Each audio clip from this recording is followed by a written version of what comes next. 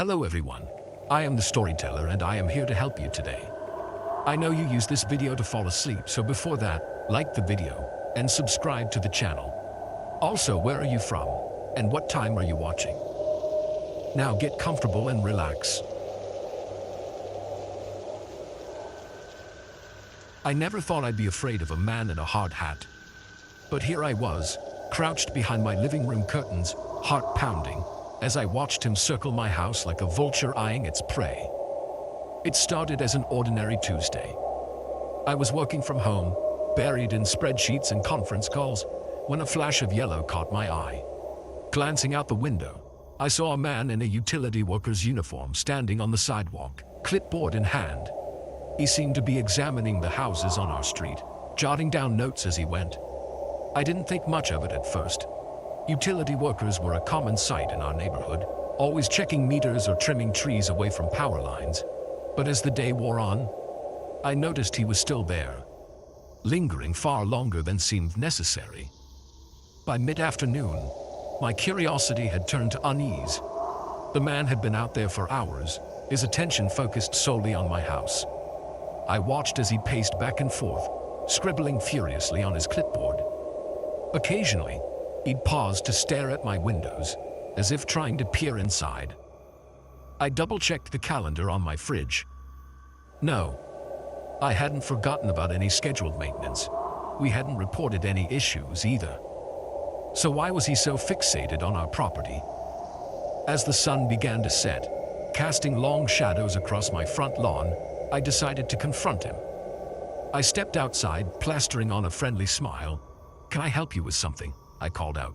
The man's head snapped up, his eyes meeting mine. For a moment, he looked startled, as if he hadn't expected anyone to be home. Then his face smoothed into a bland smile. "Just doing a routine check, ma'am," he replied, his voice oddly flat. "Nothing to worry about." But there was plenty to worry about. As he spoke, I noticed his uniform didn't quite fit right. The sleeves were too short, the pants too loose, and there was no company logo on his hat or shirt, just blank yellow fabric. "What company did you say you were with?" I asked, trying to keep my voice steady. He hesitated, just a fraction too long. "City Utilities," he mumbled, already turning away. "Have a good evening, ma'am." I watched him walk away, my skin crawling. Something was very, very wrong. I went back inside, locked the door, and called the utility company. As I suspected, they hadn't sent anyone to our neighborhood. In fact, they had no record of any scheduled work in our area at all. Panic rose in my throat as I hung up the phone. Who was this man, and what did he want? I peered out the window again, hoping he was gone. But there he was, standing at the end of my driveway, staring at my house with an intensity that made my blood run cold. I called the police, my fingers trembling as I dialed. The dispatcher assured me they'd send someone to check it out, but it might be a while. Apparently, there had been a big pileup on the highway, and most officers were tied up with that. So I waited and watched. The sky grew darker, streetlights flickering to life. The man remained, a menacing silhouette against the deepening twilight. He'd given up any pretense of work now, no longer bothering with his clipboard. He just stood there, watching, waiting. I made sure every door and window was locked, drawing all the curtains except for a small gap I could peer through. My phone was clutched in my sweaty palm. 911 pre-dialed and ready to call at a moment's notice. Hours passed. The street grew quiet as my neighbors settled in for the night, oblivious to the silent standoff happening outside. I couldn't take my eyes off him, terrified that if I looked away for even a second, he'd make his move. It was nearing midnight when he finally did. I had just glanced at my phone, checking for updates from the police, when I heard it. A soft scraping sound, coming from the side of the house. My heart leaped into my throat as I realized he was no longer standing in the driveway. Clutching a heavy table lamp as a makeshift weapon, I crept towards the noise. It was coming from the guest bedroom, the one room whose windows I'd forgotten to check earlier. As I approached, I could hear the subtle sounds of someone working at the lock. I pressed myself against the wall next to the door, lamp raised, ready to swing. The scraping stopped, replaced by the soft creak of the window being slowly pushed open. A rush of cool night air brushed my face as the window swung wide. I held my breath, every muscle in my body tense, as I heard the soft thud of feet landing on the carpet.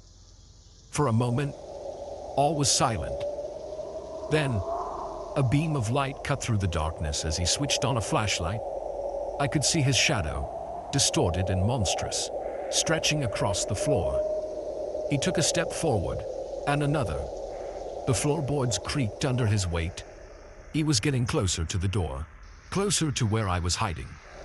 My palms were slick with sweat, the lamp threatening to slip from my grasp. I adjusted my grip, trying to steady my trembling hands. Just a few more steps, and he'd be in range. The door began to open, agonizingly slow. I could see his hand first, then the sleeve of his yellow jacket. As soon as I saw his shoulder, I struck. The lamp connected with a sickening thud. He stumbled backward with a strangled cry, the flashlight flying from his hand and clattering across the floor. I didn't give him a chance to recover. I swung again and again until he collapsed to the ground.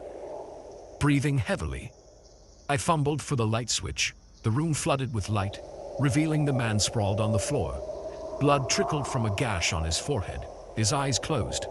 The yellow hard hat had rolled into a corner, revealing thinning gray hair. With shaking hands, I pulled out my phone and dialed 911. This time, the dispatcher promised immediate assistance. As I waited for the police to arrive, I kept a wary eye on the unconscious intruder, the lamp still clutched tightly in my hands. The next few hours passed in a blur of flashing lights and police interviews. They took the man away in an ambulance, still unconscious.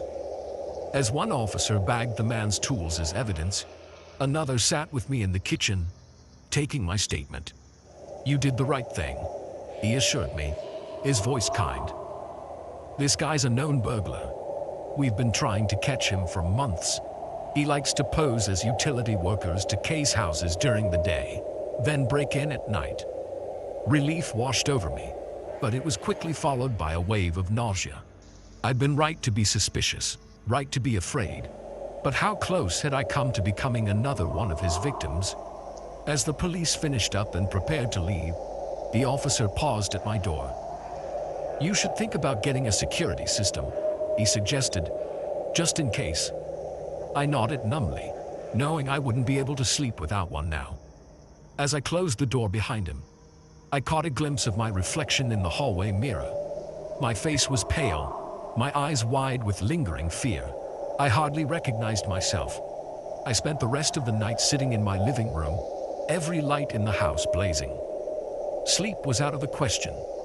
Every time I closed my eyes, I saw the man's face, heard the scrape of tools on my window. As the first light of dawn began to seep through my windows, I finally felt some of the tension leave my body. I'd survived the night. I was safe.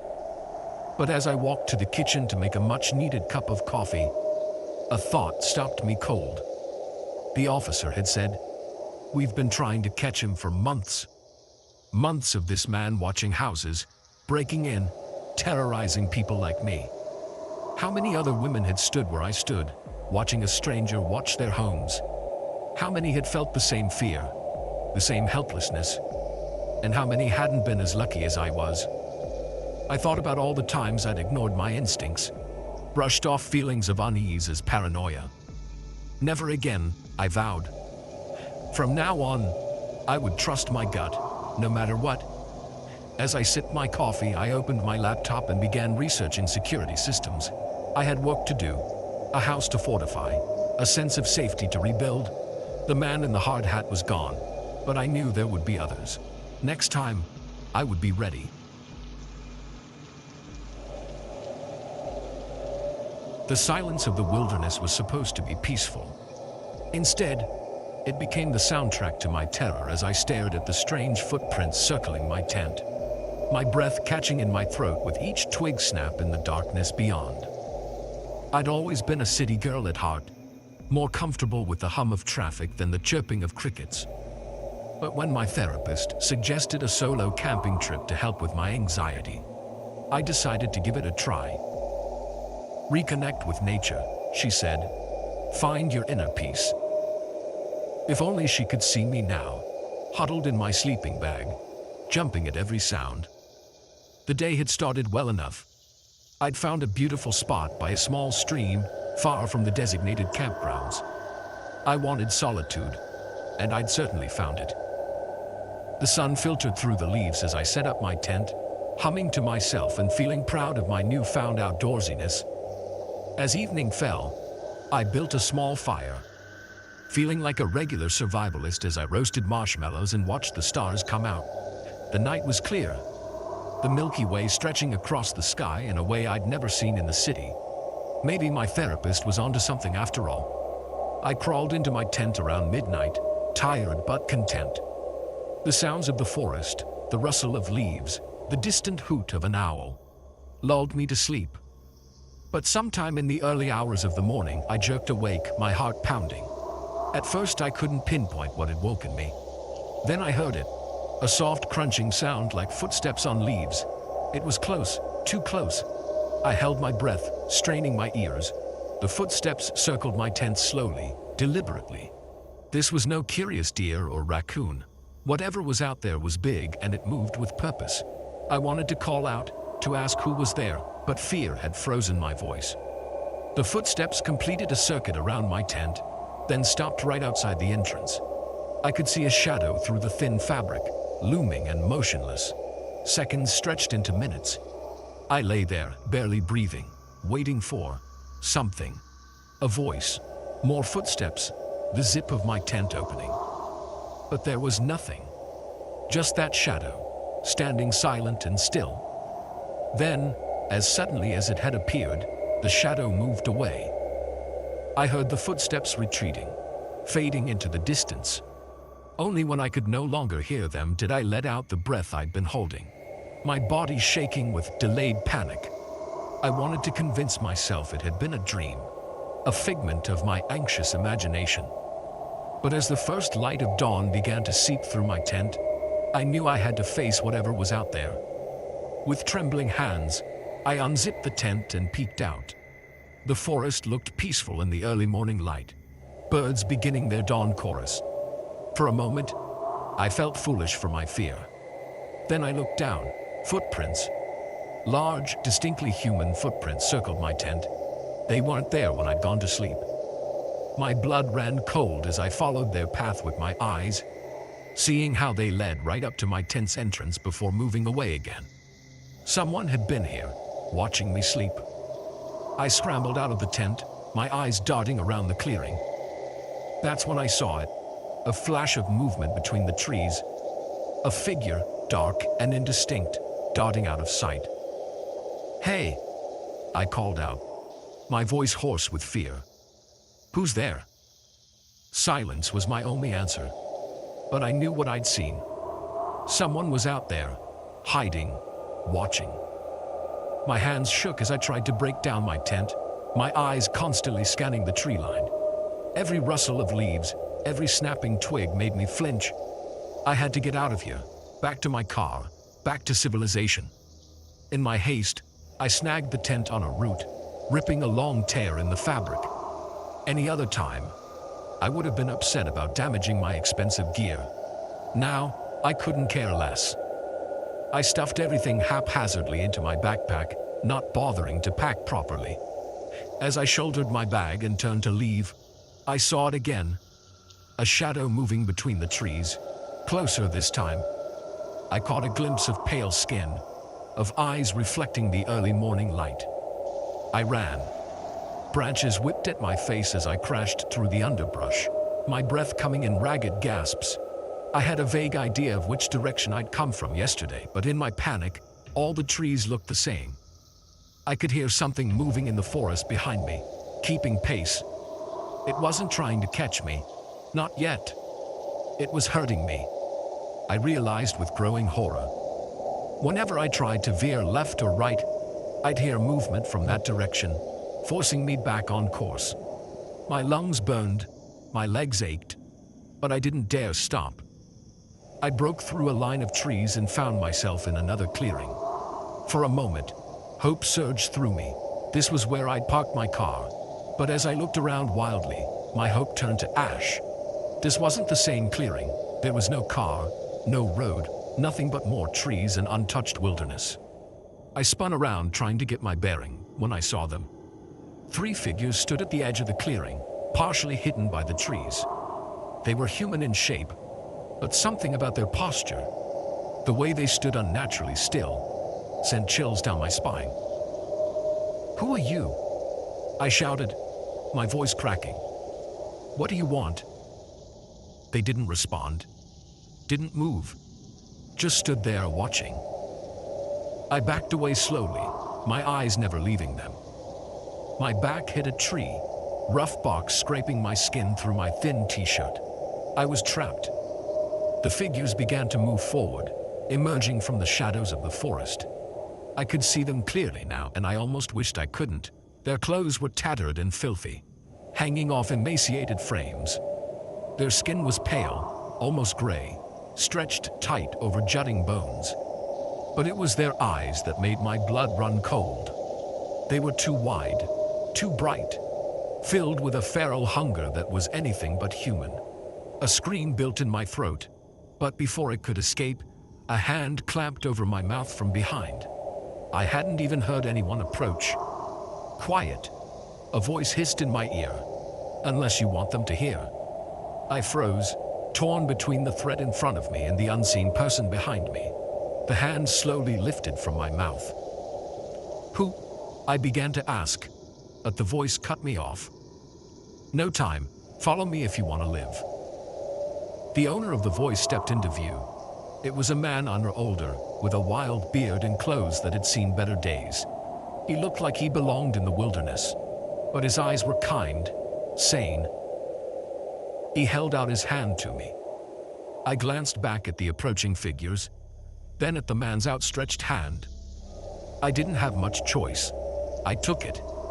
He pulled me into the trees, moving with a silent grace I couldn't hope to match. I stumbled after him, wincing at every snapping twig under my feet.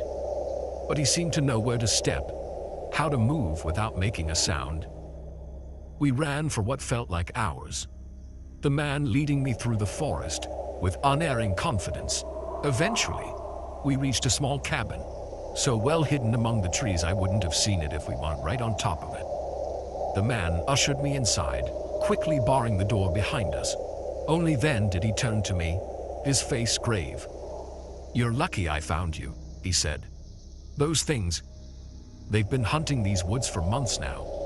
Campers, hikers, anyone they can get their hands on." "What are they?"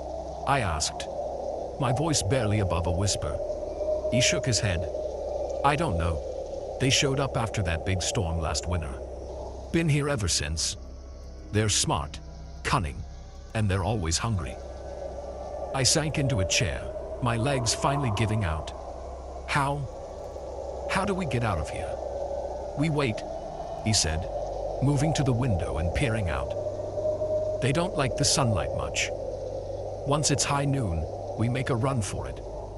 I know a safe path out of these woods." As if on cue, an inhuman shriek echoed through the forest. I flinched, but the man didn't even blink. "They're angry they lost you," he said. "But they won't come here. This place is safe." I nodded, too exhausted and terrified to question him. As the adrenaline wore off, the events of the morning crashed over me. I began to shake, delayed shock setting in. The man noticed and draped a worn but clean blanket over my shoulders. "Rest," he said gently. "You're safe now. I'll wake you when it's time to go." As I drifted off into an uneasy sleep, I couldn't help but wonder about this man. How long had he been out here? How many others had he saved? And most importantly, would we really be safe when we left the cabin? Somehow, I had a feeling my ordeal was far from over. The forest had shown me its secrets, and I knew I'd never look at the wilderness the same way again.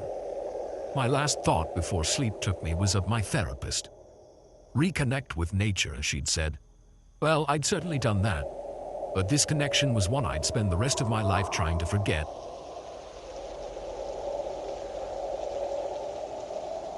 The moment I saw his thumb jutting out from the roadside, I knew I'd regret stopping. But loneliness makes fools of us all, and I was the biggest fool that night.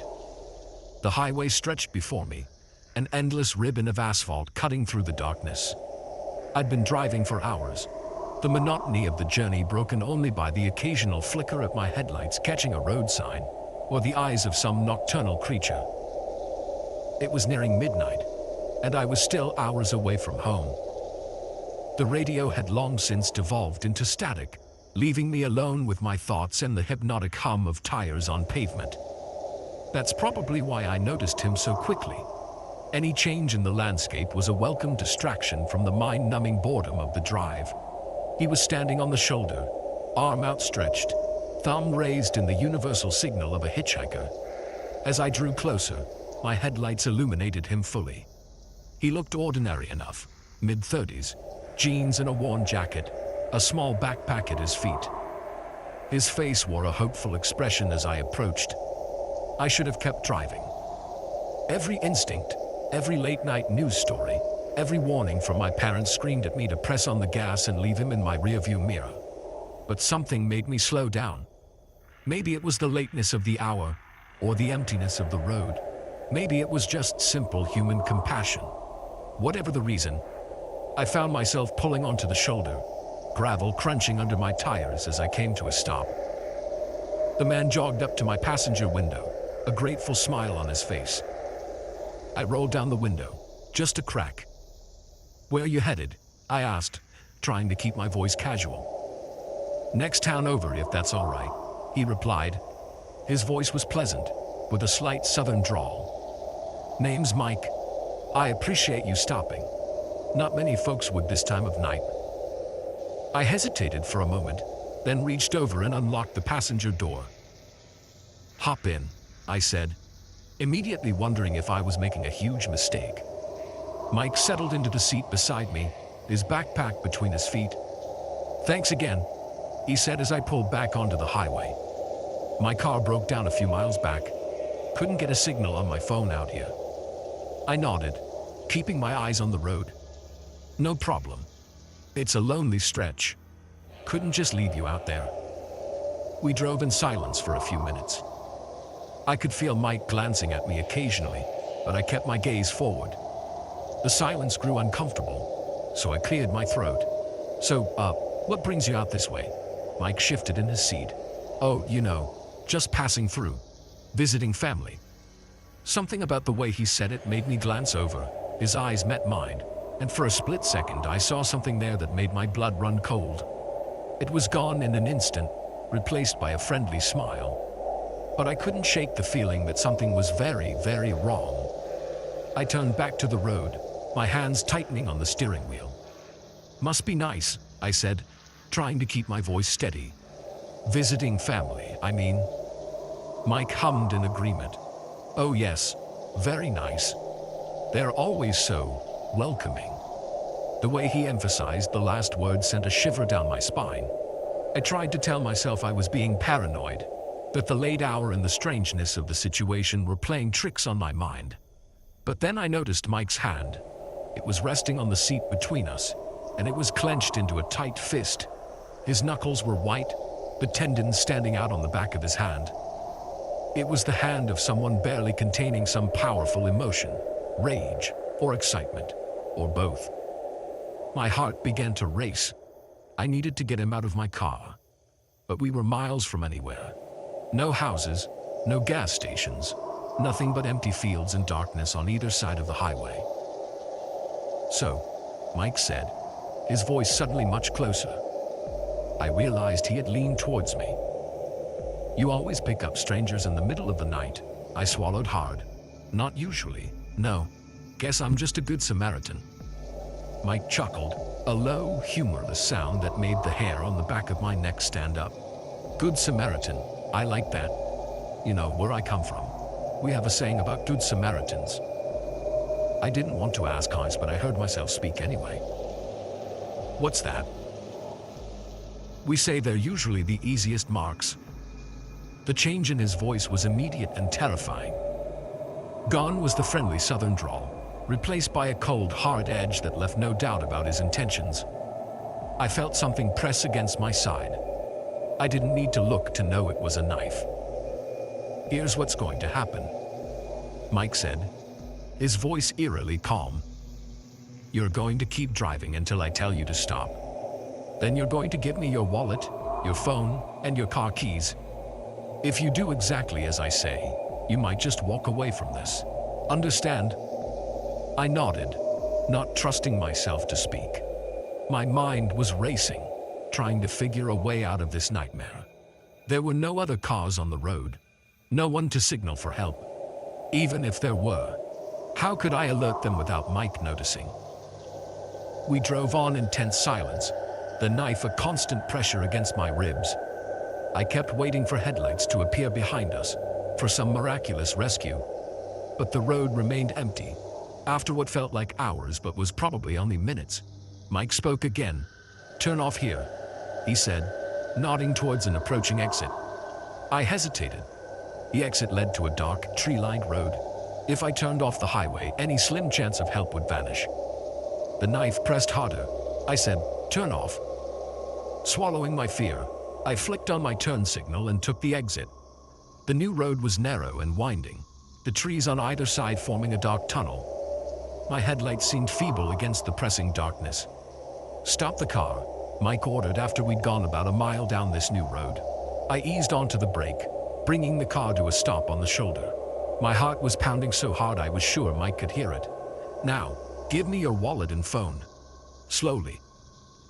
With trembling hands, I reached into my pocket and pulled out my wallet. I handed it to him, then retrieved my phone from the cup holder and passed that over too. Mike pocketed both items, the knife never wavering from my side. Good. Now the keys. This was it. Once I handed over the keys, I'd have nothing left, no way to escape, no way to call for help. I'd be at his mercy in the middle of nowhere. As I reached for the ignition, a plan, desperate and dangerous, formed in my mind. It was probably stupid, definitely risky, but it was all I had.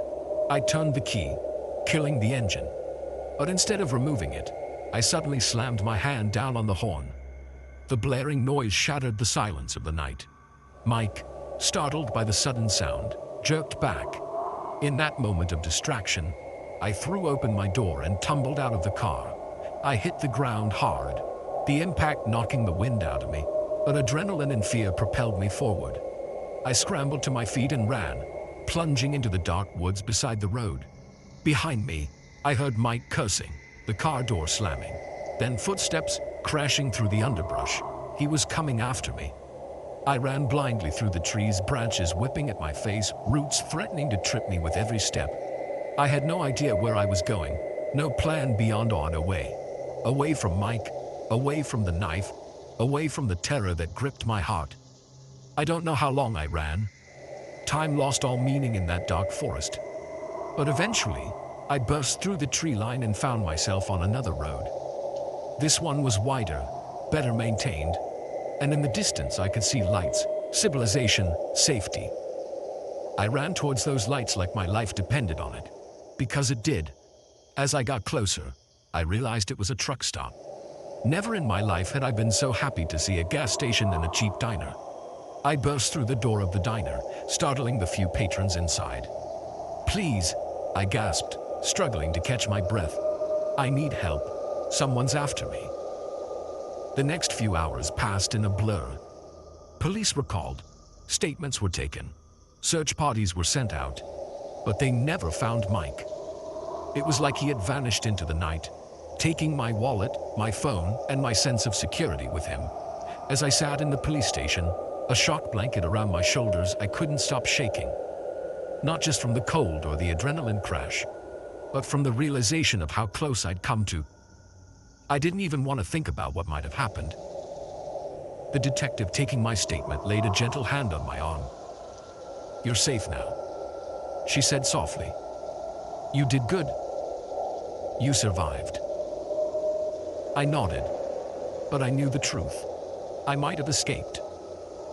But a part of me was still out there in those dark woods, running for my life. And I knew that every time I got behind the wheel, every time I saw a hitchhiker on the side of the road, I'd remember this night. I'd remember Mike, and the moment his mask slipped, revealing the predator beneath. And I'd remember the lesson I'd learned the hard way. Sometimes, the real monsters don't hide under your bed. Sometimes, they sit right beside you, with a friendly smile and a hidden knife, just waiting for their chance.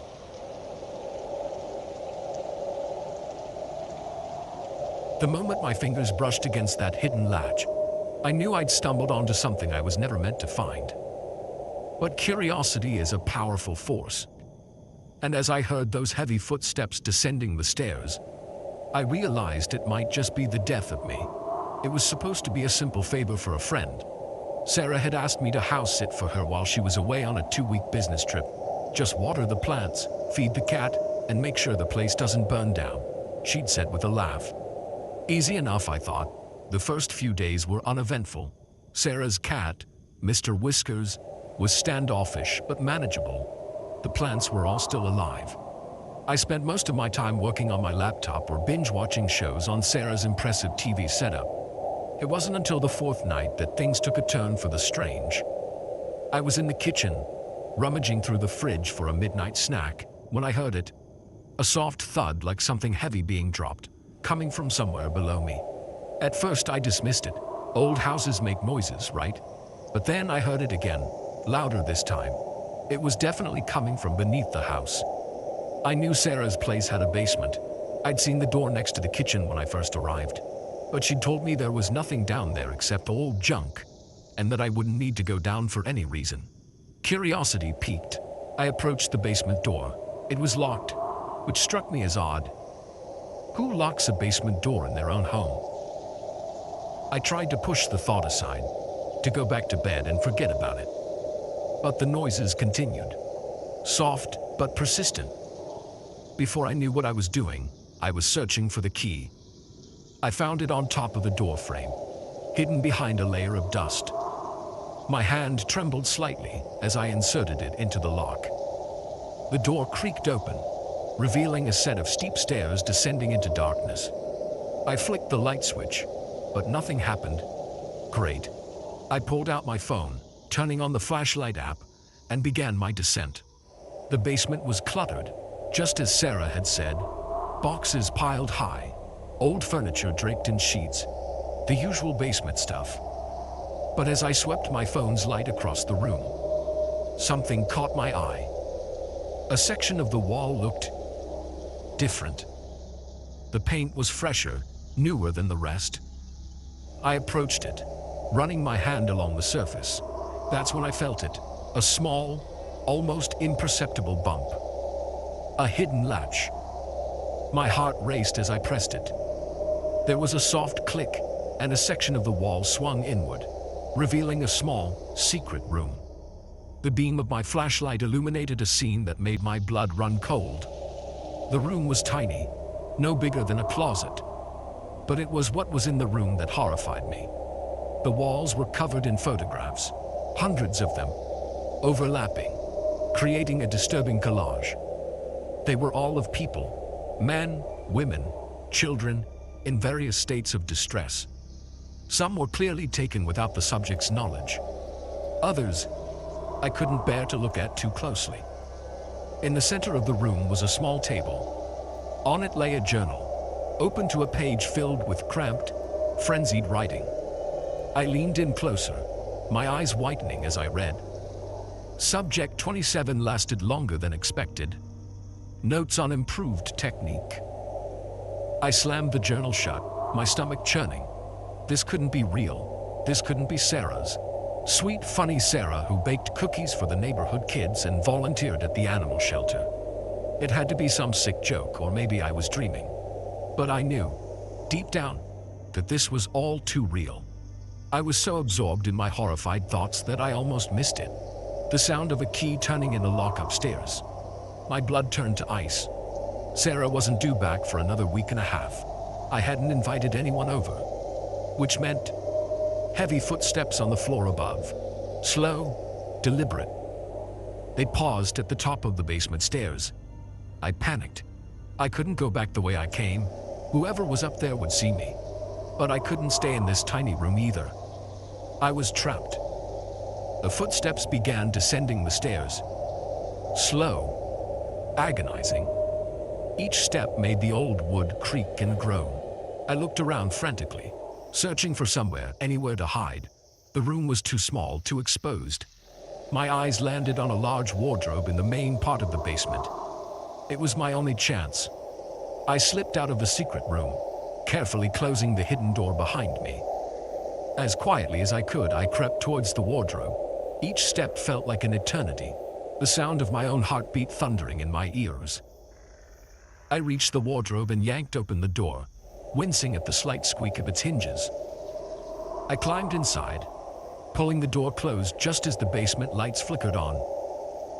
Through a small crack, I could see a figure reach the bottom of the stairs. It was a man, tall and broad-shouldered. He wasn't Sarah, that was for sure. He moved with purpose, heading straight for the hidden room. I held my breath as he passed by my hiding spot. From my vantage point, I could see his face. It was no one I recognized, but his expression sent chills down my spine. His eyes were cold, calculating, the eyes of a predator. He reached the hidden door and pressed the latch. As it swung open, he paused. Something was wrong. He bent down, examining the floor. When he straightened up, he was holding something. With a jolt of terror, I realized what it was, a long strand of my hair. The man's posture changed instantly. He became alert, tense, like a hunting dog that's caught a scent. His head swiveled, scanning the basement. I shrank back further into the wardrobe, praying he wouldn't notice the slightly ajar door. He began to move around the basement, checking behind boxes, under sheets. Each step brought him closer to my hiding spot. I could hear him breathing now, sharp and excited. He was enjoying this, I realized with horror. The thrill of the hunt, just as I thought he was about to discover me. A loud crash came from upstairs. The man froze, then quickly made his way back to the stairs. He flicked off the lights and descended, leaving me in darkness once more. I waited, hardly daring to breathe, for what felt like hours. The house above was silent. Had he left? Was it safe to come out? Slowly, carefully, I pushed open the wardrobe door. The basement was dark and still. I crept towards the stairs, my phone's flashlight illuminating the way. Each step felt like a gamble. Would this be the one that creaked and gave me away? I made it to the top of the stairs and pressed my ear against the door. Nothing. Gathering my courage, I turned the knob and pushed it open. The kitchen was empty. So was the living room. I moved through the house like a ghost, checking each room, terrified of what or who I might find. But the house was empty. The front door was slightly ajar, explaining the crash I'd heard earlier.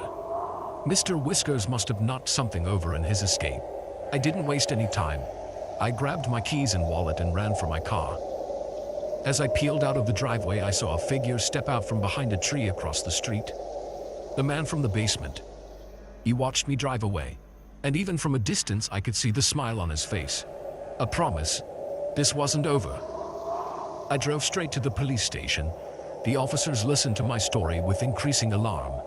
They sent units to Sarah's house immediately, but I knew they wouldn't find anything. The man would be long gone, and I suspected the secret room would be empty too. In the days that followed, my world turned upside down. Sarah was brought in for questioning. She denied everything, of course. Claimed she knew nothing about the secret room or the man.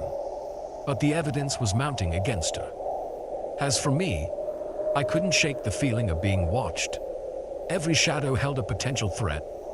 Every stranger on the street could be him. The man from the basement. The one who had smiled at me like our encounter was just the beginning. I knew I should feel relieved. The truth had come out. A dangerous person had been caught, but all I felt was a deep, gnawing fear. Because I knew something the police didn't. I had seen the look in that man's eyes.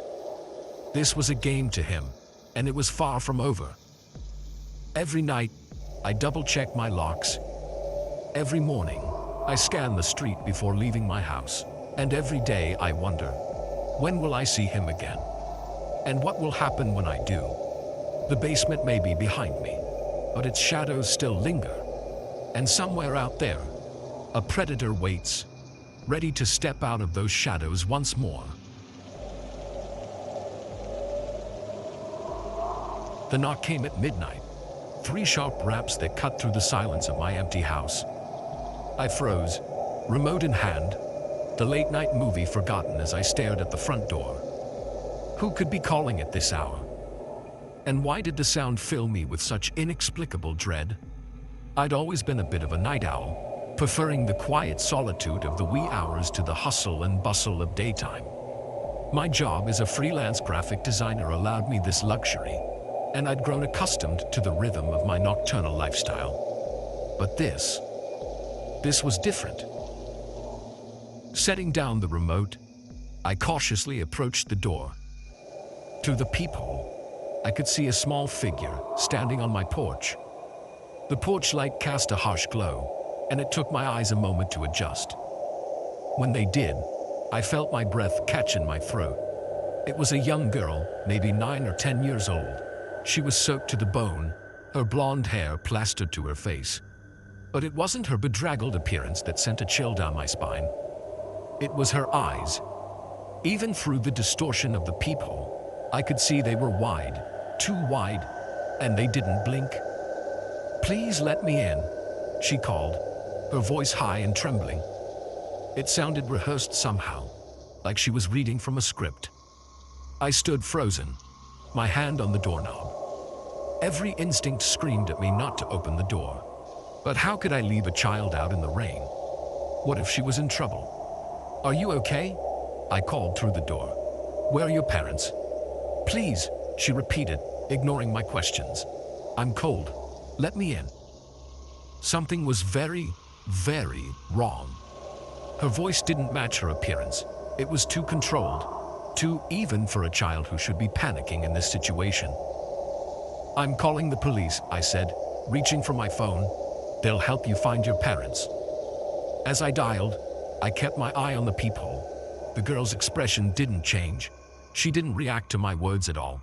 She just stood there, staring at the door with those unnaturally wide eyes. The 911 operator answered, and I quickly explained the situation. They promised to send a car to check it out, but advised me not to open the door in the meantime. As I hung up, the girl spoke again. "Let me in," she said, but this time her voice was different, lower, harder. The pretense of a scared child was gone. "Let me in now." A chill ran down my spine.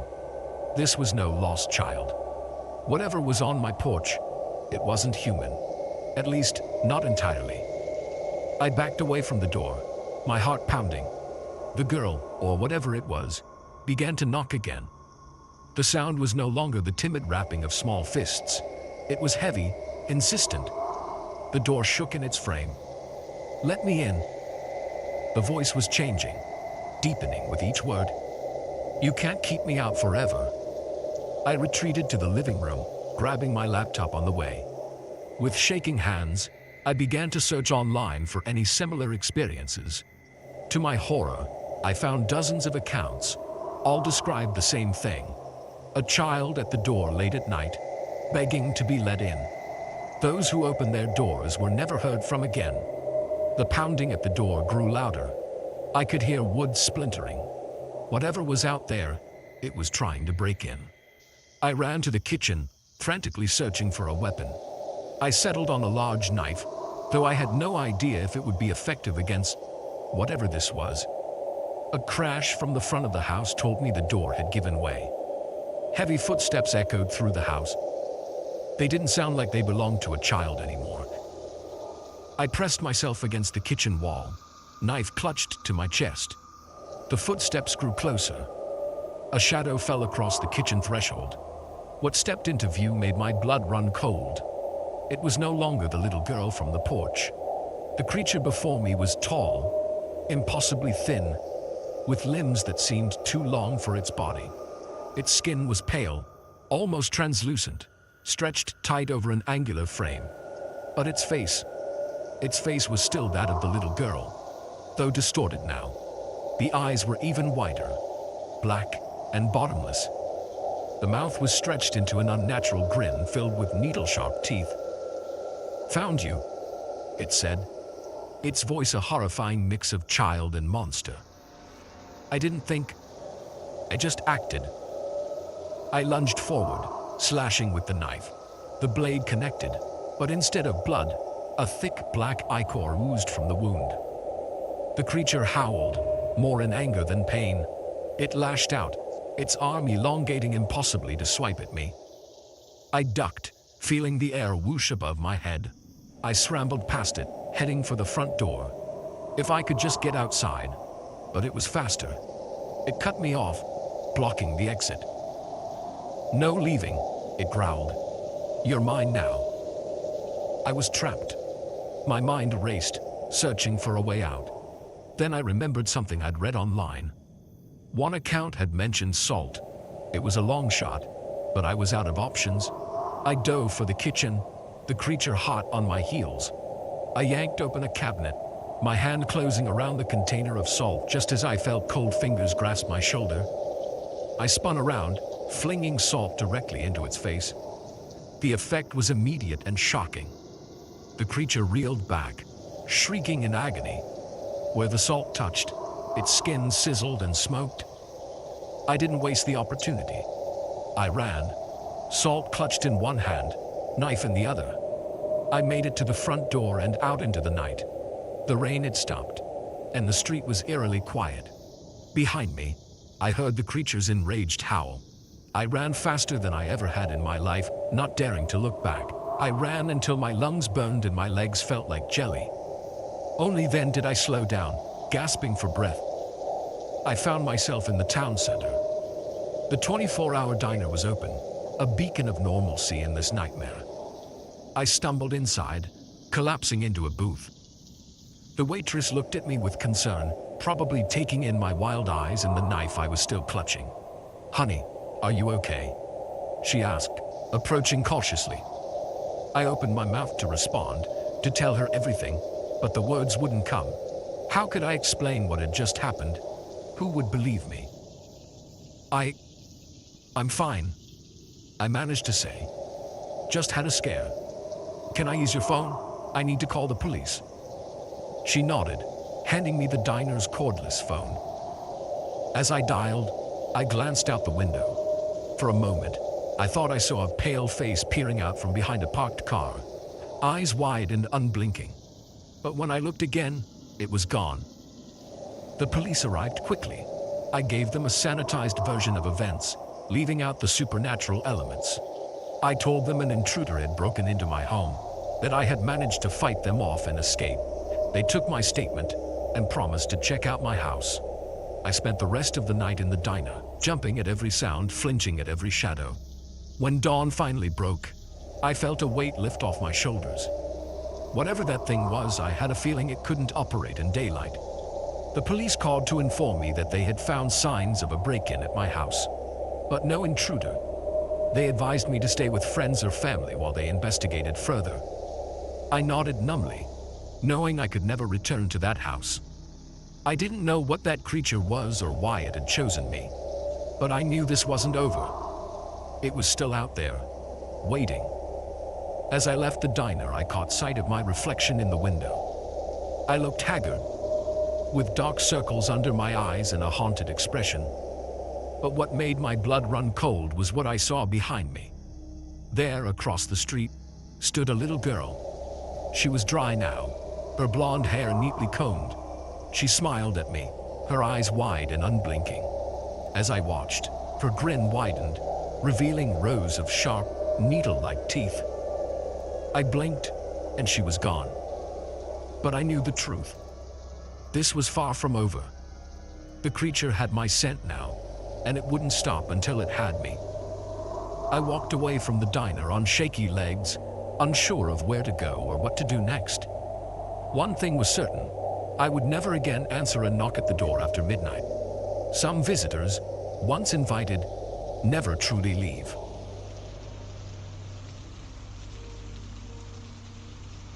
The rusty door creaked open, revealing a darkness so thick it seemed to swallow our flashlight beams.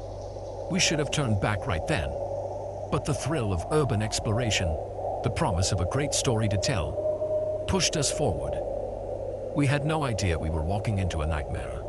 It was Jake's idea to explore the abandoned warehouse.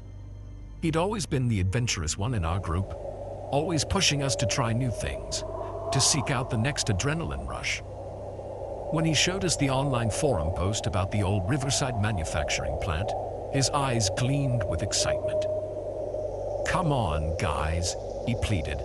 "It'll be epic. Think of the photos we could get." Sarah, ever the voice of reason, argued against it. "It's trespassing, Jake. We could get in serious trouble." But Mike and I were already sold on the idea. The prospect of exploring a piece of forgotten history was too tempting to pass up. In the end, Sarah reluctantly agreed to come along, if only to keep us idiots from getting ourselves killed. We chose a Friday night for our adventure.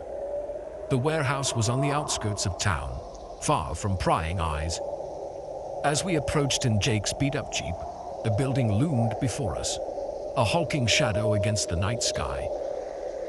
"Creepy," Mike muttered, voicing what we were all thinking. We parked a block away and approached on foot, our excitement mingling with a growing sense of unease. The chain-link fence surrounding the property was rusted and bent, easy enough to slip through. The main entrance was boarded up, but Jake quickly found a side door that yielded to his lock-picking skills. And then we were in. The air inside was stale, thick with dust and the musty smell of abandonment. Our flashlights cut through the darkness, revealing peeling paint, broken machinery, and years of neglect. We moved slowly, our footsteps echoing in the cavernous space. "This place is huge," Sarah whispered, her earlier reluctance giving way to awe.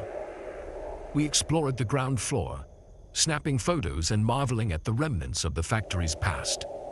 Old assembly lines, rusted tools, even faded posters still clinging to the walls. It was like stepping back in time. It wasn't until we reached the back of the warehouse that things started to feel off. I noticed it first. A strange smell cutting through the mustiness. Something chemical, almost medicinal. "Do you guys smell that?" I asked, wrinkling my nose. Jake sniffed the air. "Yeah, weird. Maybe some chemicals left over from when this place was operational." We followed the scent, curiosity overriding caution. It led us to a heavy metal door, partially hidden behind some old crates. The smell was stronger here, seeping through the cracks around the doorframe. Jake reached for the handle now, but Sarah grabbed his arm. "Wait," she hissed. "Listen." We fell silent, straining our ears. At first I heard nothing but the settling of the old building. Then, faintly, I caught it. Voices coming from behind the door. My heart began to race. We weren't alone. "We should go," Mike whispered, fear evident in his voice. But before we could move, the voices grew louder. Footsteps approached the door from the other side. We scrambled to hide, ducking behind a cluster of old machinery just as the door swung open. Two men stepped out. In the dim light, I could make out dark clothing and what looked like gas masks covering their faces. They were carrying large duffel bags. "That's the last of it," one of them said, his voice muffled by the mask. "Let's get out of here before the next shift arrives." They walked past our hiding spot, oblivious to our presence. We held our breath, pressing ourselves against the cold metal of the machines. As soon as they were out of sight, we heard the distant sound of a vehicle starting up. "What the hell was that?" Mike whispered once we were sure they were gone. "I don't know," Jake replied, "but I'm going to find out." Before any of us could stop him, he was moving towards the door the man had come through. "Jake, no." Sarah hissed, but he was already pushing it open. The smell hit us like a wall. It was overwhelming, a mix of chemicals that made my eyes water. Beyond the door was a large room, filled with tables and strange equipment. It looked like some kind of makeshift laboratory. "Oh my God," Sarah gasped. Is this a drug lab?" It certainly seemed that way. The tables were covered in beakers, Bunsen burners, and what looked like piles of white powder. In the corner, large plastic barrels were stacked, labeled with skull and crossbones symbols. "We need to get out of here," Mike said, his voice shaking. "Right now." But Jake was already exploring, his camera out, snapping pictures. "Do you guys realize what we've stumbled onto? This is huge." "It's hugely dangerous," I countered. "Jake, we're in way over our heads. We need to leave and call the cops." He turned to argue, but his reply was cut short by a new sound. Voices, again, but this time, they were coming from the main part of the warehouse. The next shift, the men had mentioned, must have arrived. Panic set in. We were trapped. "Quick, turn off the flashlights," Sarah whispered. We plunged into darkness, the only light now coming from the faint glow of emergency exit signs. The voices grew closer. I could make out at least 3 distinct speakers. "Check the lab. Make sure everything's set for the next batch," one voice commanded. Footsteps approached our hiding spot. My heart was pounding so hard I was sure they'd hear it. I felt Sarah's hand grab mine, squeezing tight. The door creaked open. A beam of light swept across the room. We pressed ourselves against the wall, hardly daring to breathe. The light passed over us once, twice, and then a phone rang. The sudden noise made us all jump. It was coming from Jake's pocket. In our panic, he'd forgotten to silence it. "What was that?" one of the men shouted. "There's someone in here." Everything happened fast after that. Jake bolted, shoving past the man in the doorway. We had no choice but to follow. I heard shouts behind us, the sound of pursuit. We ran blindly through the warehouse, dodging around old equipment and piles of debris. I could hear our pursuers gaining on us. They knew the layout better than we did. "Beside door," Sarah gasped. "It's our only chance." We changed course, heading for where we'd entered. Behind us, I heard the unmistakable sound of a gun being cocked. These men were serious, and we were in real danger. Jake reached the door first, yanking it open. We spilled out into the cool night air, gasping and stumbling. But we couldn't stop. We ran for Jake's jeep, the shouts of our pursuers echoing behind us. We piled in, Jake fumbling with the keys. Come on," he muttered. The engine roared to life just as dark figures emerged from the warehouse. Jake floored it, tires screeching as we peeled away. In the rearview mirror, I saw a man raise his arm, pointing something at us. A sharp crack split the air, and the rear window shattered. "Get down," Mike yelled. We ducked low in our seats as Jake swerved, taking corners at breakneck speed. It wasn't until we were on the highway, the warehouse far behind us, that we finally started to breathe again. What do we do now?" Sarah asked, her voice trembling. "We go to the police," I said firmly. "We tell them everything." Jake nodded, his earlier bravado gone. "I'm so sorry, guys. I had no idea." We spent hours at the police station, giving statements, describing what we'd seen. The officers were intensely interested in the lab we'd discovered. By morning, we heard that a major drug bust had been made at the warehouse, with several arrests. We were hailed as heroes by some, reckless idiots by others. Our parents grounded us for months. But we didn't care about any of that. We were just grateful to be alive. That night changed us. The thrill of urban exploration lost its appeal, replaced by a newfound appreciation for safety and lawfulness. We'd gone looking for adventure and nearly found tragedy instead. As I lay in bed that night, unable to sleep, I couldn't shake the image of those men in the warehouse, or the sound of gunshots ringing out in the dark. We'd been so naive, thinking abandoned places were just empty relics of the past. But we'd learned a hard truth. Sometimes here the most dangerous things lurk in the places we think are deserted. The next time Jake suggested an adventure, we all had the same response. Let's just go to the movies instead.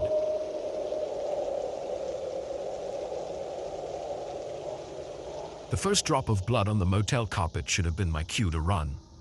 Instead, I stood there, frozen, as the stain grew larger and my world spiraled into a nightmare I never saw coming. It was supposed to be a quick overnight stay, just a pit stop on my long drive cross-country. I'd been on the road for hours, my eyes heavy with fatigue, when I saw the neon vacancy sign of the Starlight Motel flickering in the distance. It wasn't much to look at. A single-story building with peeling paint and a nearly empty parking lot. But at that moment, it looked like heaven. The lobby was deserted when I walked in, save for a bored-looking clerk who barely looked up from his phone as he handed me a key. "Room 13, he muttered. "End of the row." I should have known better than to accept a room number so universally associated with bad luck. But I was too tired to care. I just wanted a bed and a few hours of sleep before hitting the road again.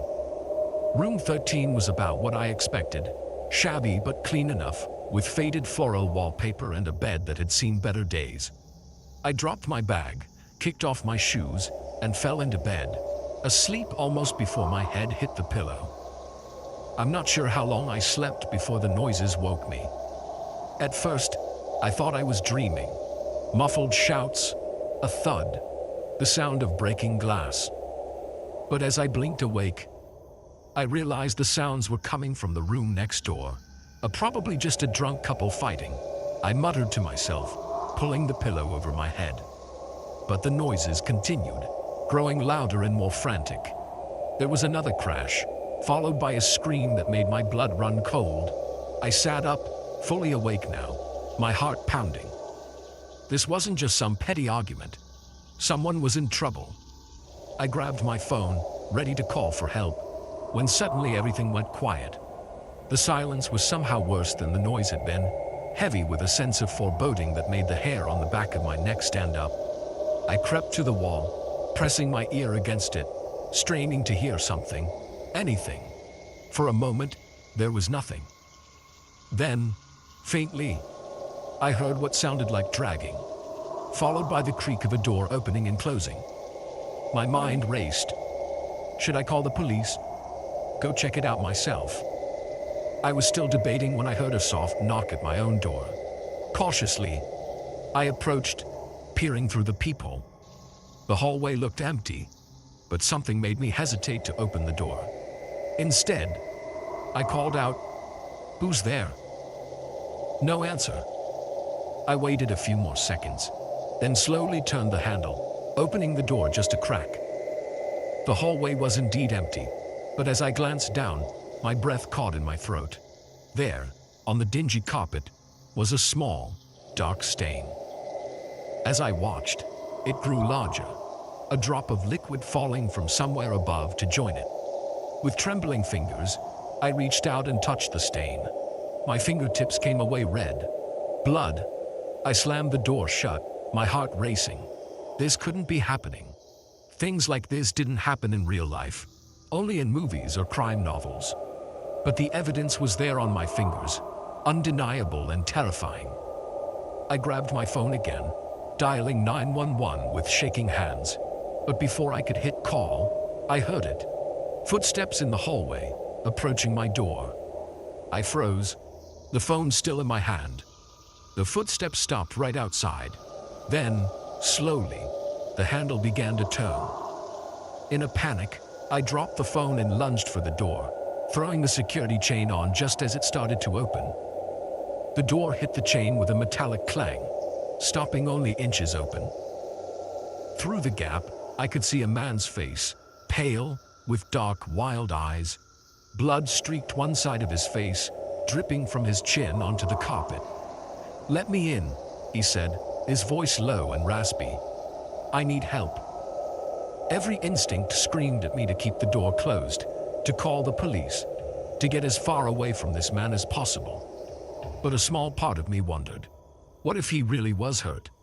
What if he was a victim, not a threat?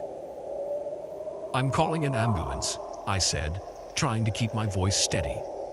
"Just stay there." His expression changed then, the pleading look replaced by something colder, harder. "No," he growled. "No police, no ambulance. Let me in now." He slammed his shoulder against the door, the chain rattling ominously. I backed away, grabbing my phone from where I'd dropped it. This time, I managed to dial 911. As I frantically explained the situation to the dispatcher, the man outside continued to throw himself against the door. The chain was starting to bend, the screws pulling loose from the worn wood. "Please hurry," I begged the dispatcher. "I don't think the door will hold much longer." Just as I said this, there was a final, powerful slam, and the chain gave way.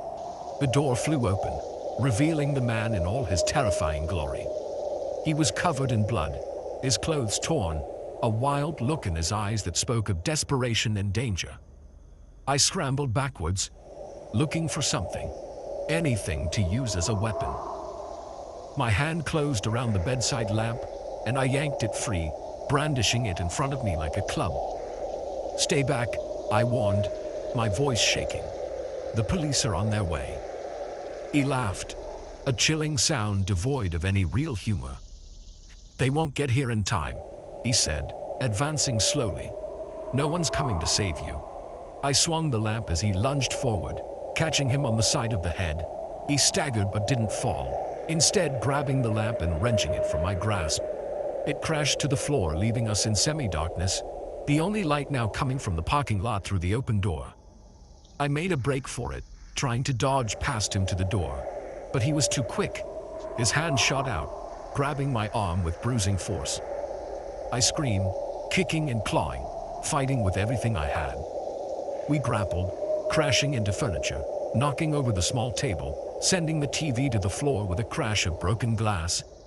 I managed to break free for a moment, but as I turned to run, my foot caught on the fallen lamp cord. I went down hard, my head striking the corner of the bed frame.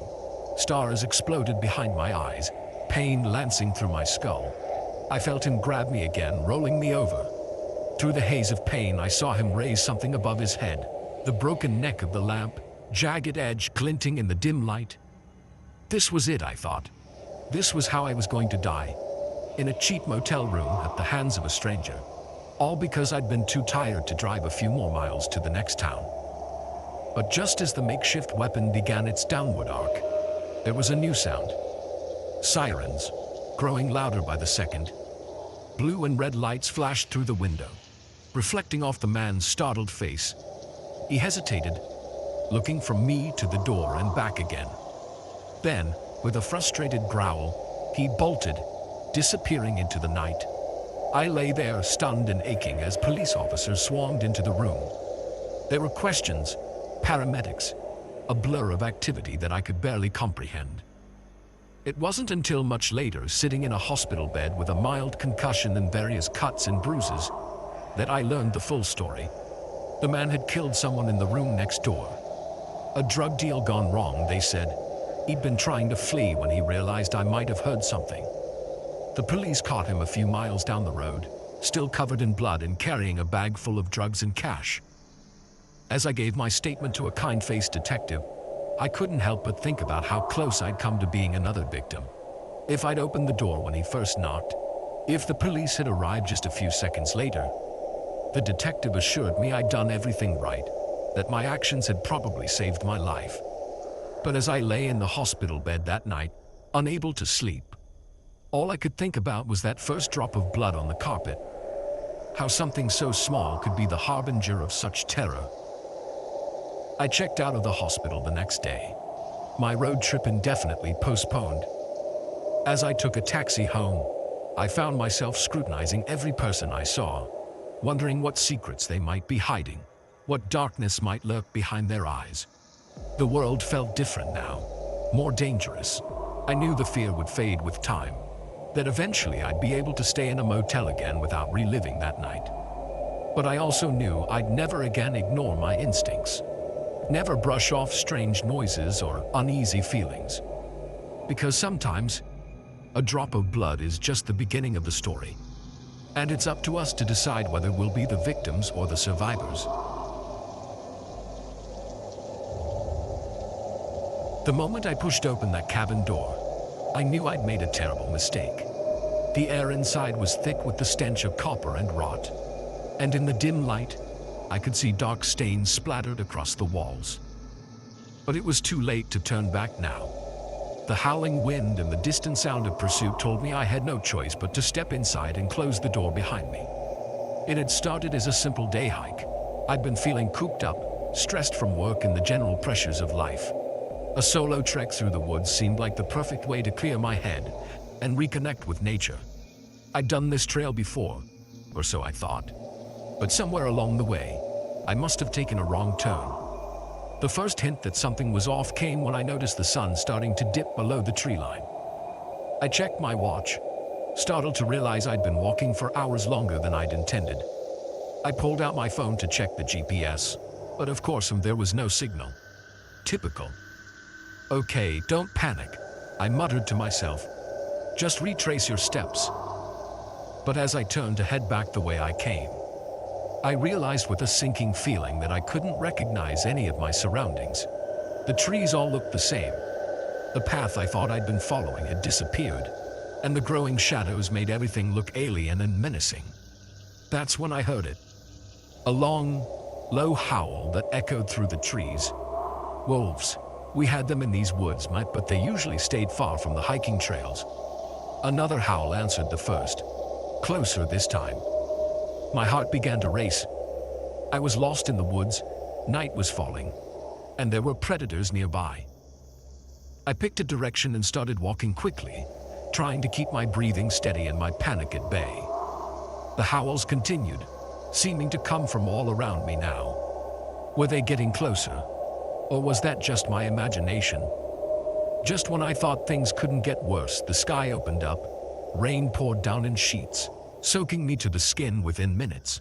The temperature dropped rapidly, and I could feel the cold seeping into my bones. Hypothermia was now a real concern. That's when I saw it, a faint light through the trees. Hope surged through me. Where there was light, there must be people, shelter, safety. I broke into a run, stumbling over roots and slipping on wet leaves. The light grew brighter, resolving into the shape of a small cabin. I could have cried with relief. As I burst into the small clearing where the cabin stood, I noticed a few odd details. The cabin looked old, really old, with a sagging roof and boards missing from the walls. There were no vehicles around, no signs of recent habitation. But there was a light on inside, faint and flickering. Maybe a caretaker, a fellow hiker who'd sought shelter. I pounded on the door, shouting for help. No response. The wolf howls were getting closer now, spurring me to desperation. I tried the handle and found it unlocked. And that's how I found myself stepping into a nightmare. The cabin was a single room, lit only by a guttering oil lamp on a rickety table. As my eyes adjusted to the dim light, I took in details that made my skin crawl. The stains on the wall weren't just water damage or mold. They were dark, rusty brown, unmistakably blood. Some of it looked fresh. The furniture was sparse. The table with the lamp, a couple of chairs and a bed pushed against the far wall.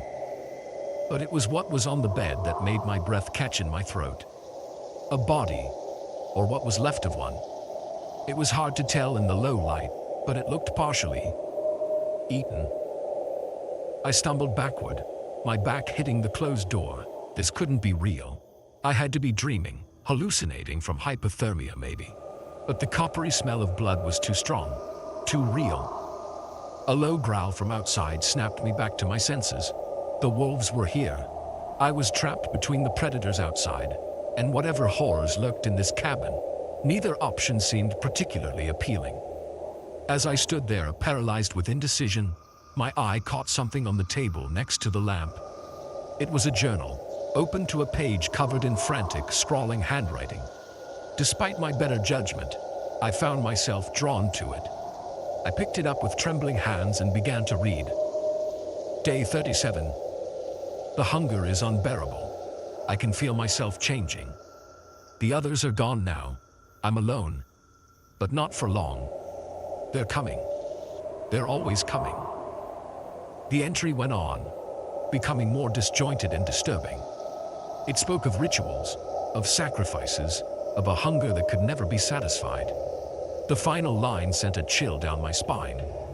I am no longer the hunter. I am the bait. A crash from outside made me jump, the journal falling from my hands. Something was trying to get in. The door shuddered under the impact of a heavy body. The windows rattled. But it wasn't just wolves out there anymore. I could hear something else. Guttural noises that were almost, but not quite, human. I backed away from the door, looking around frantically for a weapon, an escape route, anything. That's when I noticed something I'd missed in my initial panic. A trapdoor in the floor, partially hidden under a threadbare rug. Another crash, louder this time. Wood splintered. They were breaking through. I dove for the trapdoor, yanking it open. A ladder descended into darkness. Without hesitation, I swung myself onto it and began to climb down, pulling the trapdoor shut above me.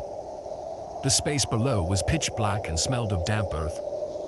I fumbled in my pocket for my phone, using its faint light to illuminate my surroundings. I was in some kind of root cellar or tunnel. Rough-hewn walls stretched away into the darkness. Above me, I could hear the chaos as whatever was up there finally broke into the cabin. Inhuman screeches mixed with the snarls of wolves. The floor above me shook with the violence of their entry. I didn't wait around to see if they'd discover the trapdoor. I picked a direction and started moving, using my phone's light to guide me. The tunnel seemed to go on forever, twisting and turning. I lost all sense of direction, of time. My phone battery was dangerously low, and I dreaded the moment I'd be plunged into total darkness. Just as despair was starting to set in, I saw something ahead, a faint glimmer of light. I moved faster, hope giving me a burst of energy. The tunnel began to slope upward, and suddenly I was scrambling up an incline of loose dirt and rocks. I emerged into the pre-dawn light, gulping in the fresh air. I was on the side of a hill, the forest stretching out below me. In the distance, I could see the lights of a town. Civilization. Safety. As the sun began to rise, I made my way down the hill, my mind still reeling from what I'd experienced. Part of me wanted to convince myself it had all been some kind of stress-induced hallucination.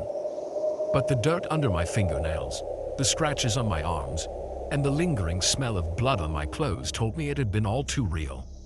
I never reported what I found in that cabin. Who would believe me? But I also never went hiking alone again. Some parts of the wilderness, I learned, are better left unexplored, and some mysteries are better left unsolved. As I reached the outskirts of town, I glanced back at the forest one last time. For a moment, I thought I saw a figure standing at the tree line. Gaunt, feral, watching me with hungry eyes, but when I blinked, it was gone. I turned and walked into town, leaving the horrors of the night behind me. But deep down, I knew the memory of that cabin, and whatever inhabits those woods, would haunt me for the rest of my days. Some escapes, I realized, are only temporary.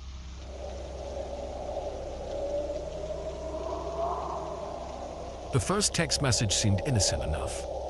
Nice book you're reading. I glanced up from my phone, scanning the coffee shop, but saw no one looking my way. It was probably just a wrong number, I thought. But as the messages kept coming, each one more personal than the last, I realized with growing horror that someone was watching my every move. It all started on a Tuesday. I remember because Tuesdays were my work-from-home days, and I always treated myself to an afternoon at my favorite local coffee shop. The routine was comforting. Same table by the window, same vanilla latte, same worn copy of whatever novel I was reading that week. I was deep into a particularly gripping chapter when my phone buzzed. The message popped up on my screen. Nice book you're reading. I frowned, looking around the shop. It was fairly busy, the usual mix of students with laptops and professionals having meetings. No one seemed to be paying any attention to me. I shrugged it off and went back to my book. Probably just a friend who'd seen me through the window and decided to say hi. But when no one came in to join me, I started to feel a little uneasy. An hour later, as I was packing up to leave, another text came through. "Red really suits you." My hand froze halfway to my bag. I was wearing a red sweater. A chill ran down my spine as I once again scanned the coffee shop. Still no one looking my way. No one who seemed out of place. I hurried home, trying to shake off the creeping sense of unease. It was just a coincidence, I told myself. Maybe someone I knew had walked by outside and noticed me. But the messages didn't stop. They came at random intervals, always from an unknown number, always disturbingly accurate about what I was doing. "Dinner looks delicious," came a text as I was plating up my pasta that evening. "You should get some sleep," pinged my phone as I was getting ready for bed. "Nice pajamas," flashed across my screen as I climbed under the covers. By morning, I was a nervous wreck. I'd barely slept, jumping at every buzz of my phone. I called in sick to work, unable to face the thought of leaving my apartment. I spent the day going over every inch of my place, looking for hidden cameras or any sign of how someone could be watching me. I found nothing, which somehow made it worse. Was I going crazy? Imagining things? But then another text came. "Why aren't you at work? Are you feeling okay?" That was it. I couldn't take it anymore. With shaking hands, I called the police. The officer who came to take my statement was kind but skeptical. "It's probably just a prank," he said, flipping through the pages of texts I'd shown him. "Some kid who thinks they're being clever." "But how do they know what I'm doing?" I asked, desperation creeping into my voice. "What I'm wearing, what I'm eating." He shrugged. "Social media, maybe. You'd be surprised how much information people put out there without realizing it." But I knew that wasn't it. I was careful with my online presence, never posted in real time, certainly never shared details about my daily routines. The officer left, promising to look into it but warning me not to expect much. "In the meantime," he said, "maybe change your number. See if that helps." I did change my number. I also deleted all my social media accounts, bought new curtains for every window, and installed a security system. But still, the texts came. "New phone, who dis? Just kidding, I know it's you. Those new curtains don't really go with your decor, do they? That alarm system won't keep me out." I was losing my mind. I stopped going out except for absolute necessities. I barely slept, constantly checking and rechecking the locks, jumping at every sound. My friends started to worry, but I pushed them away. How could I explain what was happening without sounding completely insane? A week into this nightmare, I was sitting in my living room, blinds drawn, lights off, when a new message came through. "I see you, Sarah. I always see you." Something in me snapped. I'd had enough of being afraid, of feeling powerless. With a surge of reckless courage, I typed back, "Who are you? What do you want?" The response was almost immediate. "Come outside and find out." My heart pounded in my chest. This was it. A chance to confront my tormentor, to end this nightmare one way or another. I grabbed a kitchen knife, tucked it into my pocket, and headed for the door. The street was quiet, dimly lit by street lamps. At first, I didn't see anyone. Then, a figure stepped out of the shadows across the road. A man, average height and build, unremarkable except for the phone in his hand. "Hello, Sarah," he said, his voice sending chills down my spine. It was familiar somehow, though I couldn't place it. "Who are you?" I demanded, my hand closing around the knife in my pocket. "How are you doing this?" He smiled, and it was a cold, empty thing. "Don't you recognize me, Sarah? I'm hurt. After all, We used to be so close. And suddenly, it clicked. The voice, the way he stood, it all came rushing back. Tim, I gasped. But how? Why? Tim had been my boyfriend in college years ago. It had ended badly. He'd become possessive, controlling. I'd had to get a restraining order. You think a piece of paper could keep me away? He sneered. I never stopped watching you, Sarah. Never stopped loving you. This isn't love, I said, my voice shaking. This is sick. You need help, Tim. He took a step forward, and I tensed, ready to run or fight. But before he could get any closer, blue and red lights flooded the street. Police cars screeched to a halt, officers pouring out with guns drawn. Step away from her, one shouted. Hands where we can see them. Tim's face contorted with rage. He lunged towards me, but the officers were faster. In seconds, he was on the ground, handcuffed. As they led him away, one of the officers approached me. It was the same one who'd taken my statement earlier. We've been monitoring your phone since you reported this, he explained. When we saw that last exchange, we moved in. Are you okay? I nodded numbly, the adrenaline starting to wear off, leaving me shaky and exhausted. The next few weeks were a blur of police statements and court appearances. It turned out Tim had been living in the apartment building across from mine, using high-powered cameras and hacked security systems to watch me.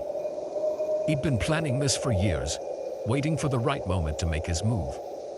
As I sat in the courtroom, listening to the litany of charges against him, I felt a strange mix of relief and lingering fear. The nightmare was over, but the effects lingered. I still checked my phone obsessively, still startled at unexpected noises, but slowly, day by day, I started to reclaim my life. I went back to work, started seeing friends again. I even returned to my favorite coffee shop, though I chose a different table this time. As I sat there sipping my latte and reading my book, my phone buzzed. For a moment, panic gripped me. But when I looked at the screen, it was just a message from a friend. Hey, wanna grab dinner later? I smiled, feeling a weight lift from my shoulders. I typed back a quick, sure, and put my phone away, turning my attention back to my book. The world felt a little safer, a little brighter, and for the first time in weeks, I didn't feel like I was being watched.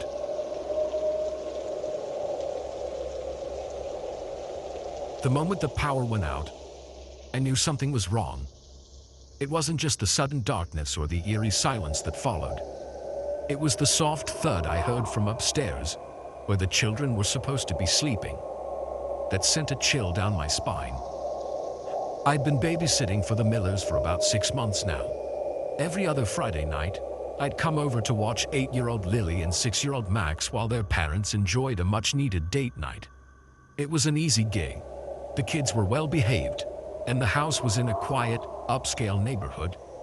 Nothing ever happened here. Until tonight.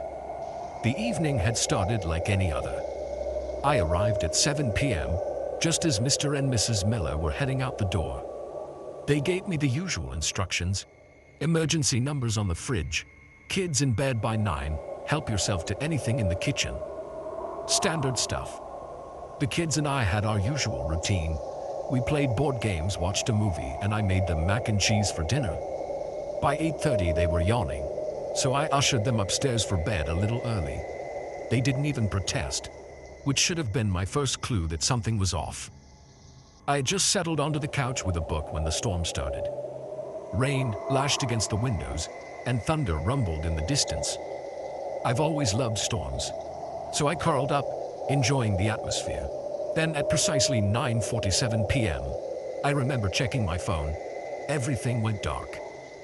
The sudden silence was jarring.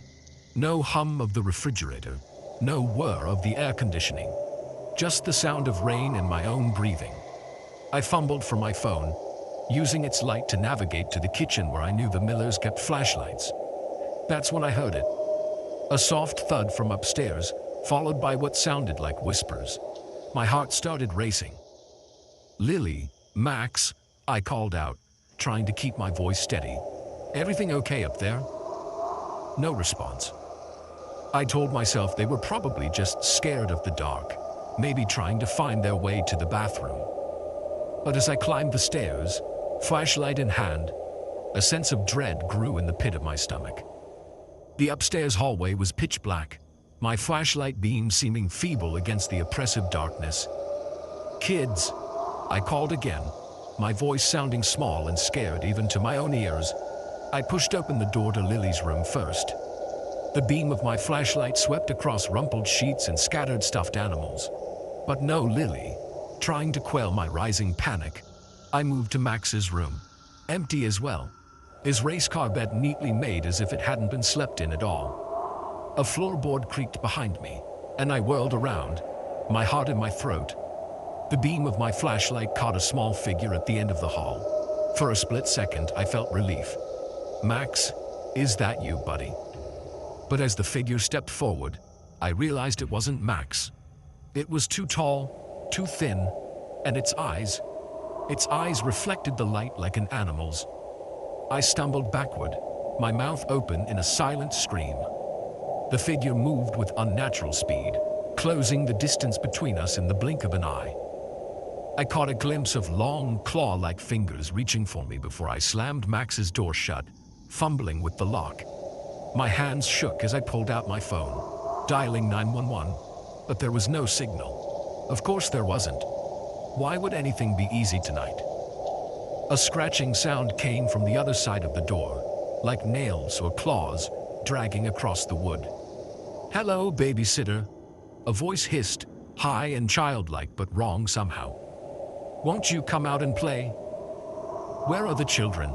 I demanded, trying to sound braver than I felt. "What have you done with them?"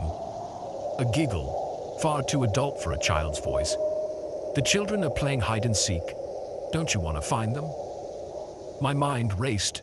I needed to find Lily and Max, needed to get us all out of here. But how could I get past whatever was on the other side of that door? The scratching stopped, and for a moment, all was quiet. Then, from somewhere down the hall, I heard Lily's voice. "Help. Please, help me." Every instinct screamed at me to stay put, that this was a trap. But I couldn't ignore a child in distress, even if it might not really be Lily. I had to know. Taking a deep breath, I eased the door open, peering out into the hallway. It was empty. No sign of the creature I'd seen before. I crept down the hall, following the sound of whimpering that might or might not have been Lily. It led me to the master bedroom at the end of the hall. The door was ajar. I pushed it open slowly, my flashlight beam darting around the room. "Lily, Max, are you in here?" A small shape huddled in the corner caught my eye. I moved closer, relief washing over me as I recognized Lily's pajamas. "Lily, thank God, are you okay? Where's Max?" But as I reached out to touch her shoulder, she turned. The face that looked up at me wasn't Lily's. It was twisted, inhuman, with two sharp teeth and a too wide grin. I recoiled, a scream tearing from my throat. The thing that wasn't Lily lunged at me, its mouth opening impossibly wide. I swung the flashlight, connecting with its head with a sickening thud. It fell back, screeching. I ran, slamming the bedroom door behind me. I could hear it recovering, starting to pound on the door. I had to find Max and get out of here. "Max!" I shouted, no longer caring about stealth. "Max, where are you?" A muffled cry came from the linen closet. I yanked the door open, and there was Max, tears streaming down his face. "Oh, Sarah," he sobbed.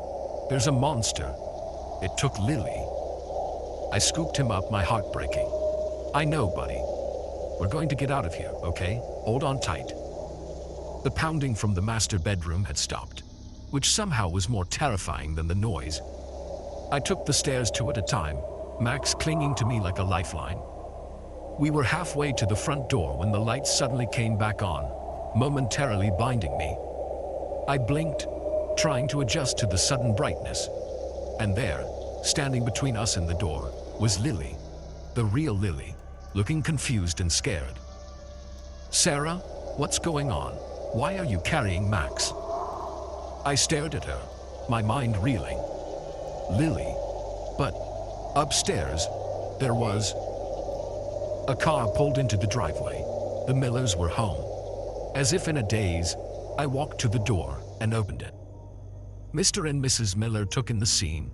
Me, wild-eyed and disheveled, holding a crying Max with a bewildered Lily standing nearby. "Sarah?" Mrs. Miller asked cautiously. "Is everything all right?" I opened my mouth, then closed it again. How could I explain what had happened? Would they even believe me? In the end, I mumbled something about the power outage scaring the kids. The Millers seemed skeptical but didn't push it. They thanked me, paid me, and saw me out. As I drove home, my hands still shaking on the steering wheel. I tried to make sense of what had happened. Had it all been a hallucination? Some kind of waking nightmare brought on by the storm and the power outage? But I could still feel the weight of the flashlight as it connected with that thing's head. Could still hear its inhuman screeching. Could still see those glowing eyes in the darkness. I never babysat for the Millers again. In fact, I never babysat again. Period. Some experiences change you forever, make you question everything you thought you knew about the world. And some things once seen can never be unseen. Even now, years later, I still check the dark corners of rooms, still flinch at unexplained noises in the night. Because I know the truth now. Monsters are real. And sometimes they wear the faces of those we're meant to protect. The security camera flickered to life, revealing an empty hallway. Then, for just a split second, a shadow darted across the screen. My heart leapt into my throat as I leaned closer to the monitor. I was supposed to be alone in this building. But clearly, terrifyingly, I wasn't. I hadn't wanted to work the night shift at Grace & Co. law firm. But as the newest paralegal, I didn't have much choice when Mr. Grayson himself asked me to stay late and organize the files for a big case. "It'll be quiet," he'd said. "You'll get more done without the usual office hubbub." If only he knew how wrong he'd be. The evening started normally enough. I ordered takeout, cranked up my playlist, and dove into the mountain of paperwork. The hours ticked by, and slowly but surely, the chaos of legal documents began to resemble something orderly. It was nearing midnight when I first noticed something odd. A faint sound like footsteps echoing from somewhere in the building. I paused my music and listened intently, but the noise had stopped. Shrugging it off as the building settling, I returned to my work, but the sounds continued. A door closing softly in the distance. The whisper of fabric against a wall. Each time, I'd stop and listen, only for the noise to disappear as quickly as it came. "Get a grip," I muttered to myself. "You're letting your imagination run wild." Still, a nagging sense of unease had taken root. I found myself glancing over my shoulder more frequently, starting at every creak and groan of the old building. That's when I remembered the security cameras. Mr. Grayson had shown me how to access the feeds during my orientation, just in case. At the time, I thought it was overkill. Now, I was grateful for his paranoia. I pulled up the camera feeds on my computer, cycling through views of empty hallways and darkened offices. Everything looked normal, peaceful even. I was about to close the window, feeling a bit foolish, when movement caught my eye. There, on the feed from the third-floor hallway, a shadow flitted across the screen. It was there, and gone so fast I almost thought I'd imagined it. Almost.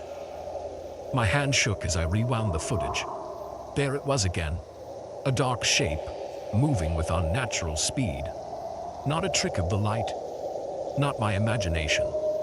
Someone, or something, was in the building with me.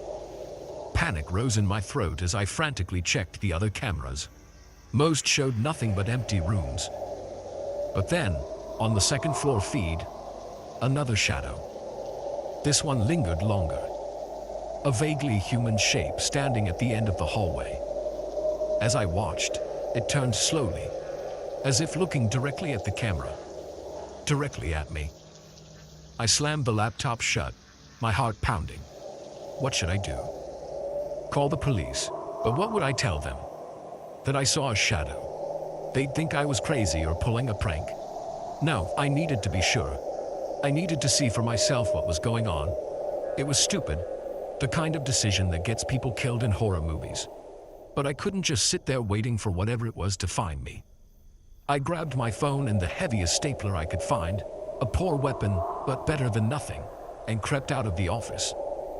The hallway was dark, lit only by the dim glow of emergency exit signs. Every shadow seemed to move, every sound amplified in the silence. I made my way to the stairwell, intending to check the second floor where I'd last seen the figure. But as I reached for the door handle, I heard it. Footsteps coming up the stairs from below. Slow, deliberate steps, getting closer with each passing second. I backed away from the door, looking frantically for a place to hide. There was a supply closet a few feet away. I ducked inside, pulling the door closed just as the stairwell door opened. Through the slats in the closet door, I could see a figure step into the hallway. It was tall, taller than any person I'd ever seen, and thin to the point of being skeletal. It moved with an unnatural grace, its head swiveling as if scanning the hallway. I held my breath, pressing myself against the back wall of the closet. The figure paused, its head tilting to one side as if listening. Then, slowly, it began to turn towards my hiding spot. In that moment, my phone chose to vibrate. I'd forgotten to silence it, and now it was buzzing loudly in my pocket, signaling a text message. The figure's head snapped towards the closet. It moved with blinding speed, crossing the distance in the blink of an eye. A hand, pale and elongated, reached for the door handle. I did the only thing I could think of. I burst out of the closet, swinging the stapler with all my might. It connected with a sickening thud, and the figure stumbled back. Without looking to see if I'd done any real damage, I ran. I sprinted down the hallway, my footsteps echoing loudly in the empty building. Behind me, I could hear it recovering, its own steps quickening as it gave chase. I reached the elevators, jabbing the down button repeatedly as if that would make it arrive faster. The sound of pursuit grew closer. In desperation, I turned to the emergency stairwell instead. I took the stairs two at a time, nearly falling in my haste. I could hear it above me, its inhuman speed allowing it to gain ground quickly. As I burst out onto the ground floor, I risked a glance back. It was at the top of the stairs, its form silhouetted against the emergency lights. For a moment our eyes met, and I saw nothing human in its gaze. I ran for the main doors, fumbling with my keycard. The reader beeped, the lock disengaged, and I was out, the cool night air hitting me like a slap to the face. I didn't stop running until I reached my car, my hands shaking so badly I could barely get the key in the ignition. As I peeled out of the parking lot, I looked in my rearview mirror. There, standing in front of the building, was the figure. It raised one long, spindly arm as if in farewell. I drove aimlessly for hours, too afraid to go home, too wired to stop. When the sun finally rose, I found myself parked outside a small diner. Exhausted and still trembling, I went inside and ordered a coffee. As I sat there, trying to make sense of what had happened, my phone buzzed. It was Mr. Grayson. Hope the late night wasn't too boring. His text read, "Did you get the files organized?" I stared at the message, a hysterical laugh bubbling up in my throat. How could I possibly explain what had happened? Who would believe me? In the end, I simply replied, "All done. Won't be able to come in today. Not feeling well." It wasn't a lie. I felt sick to my stomach, my reality shaken to its core.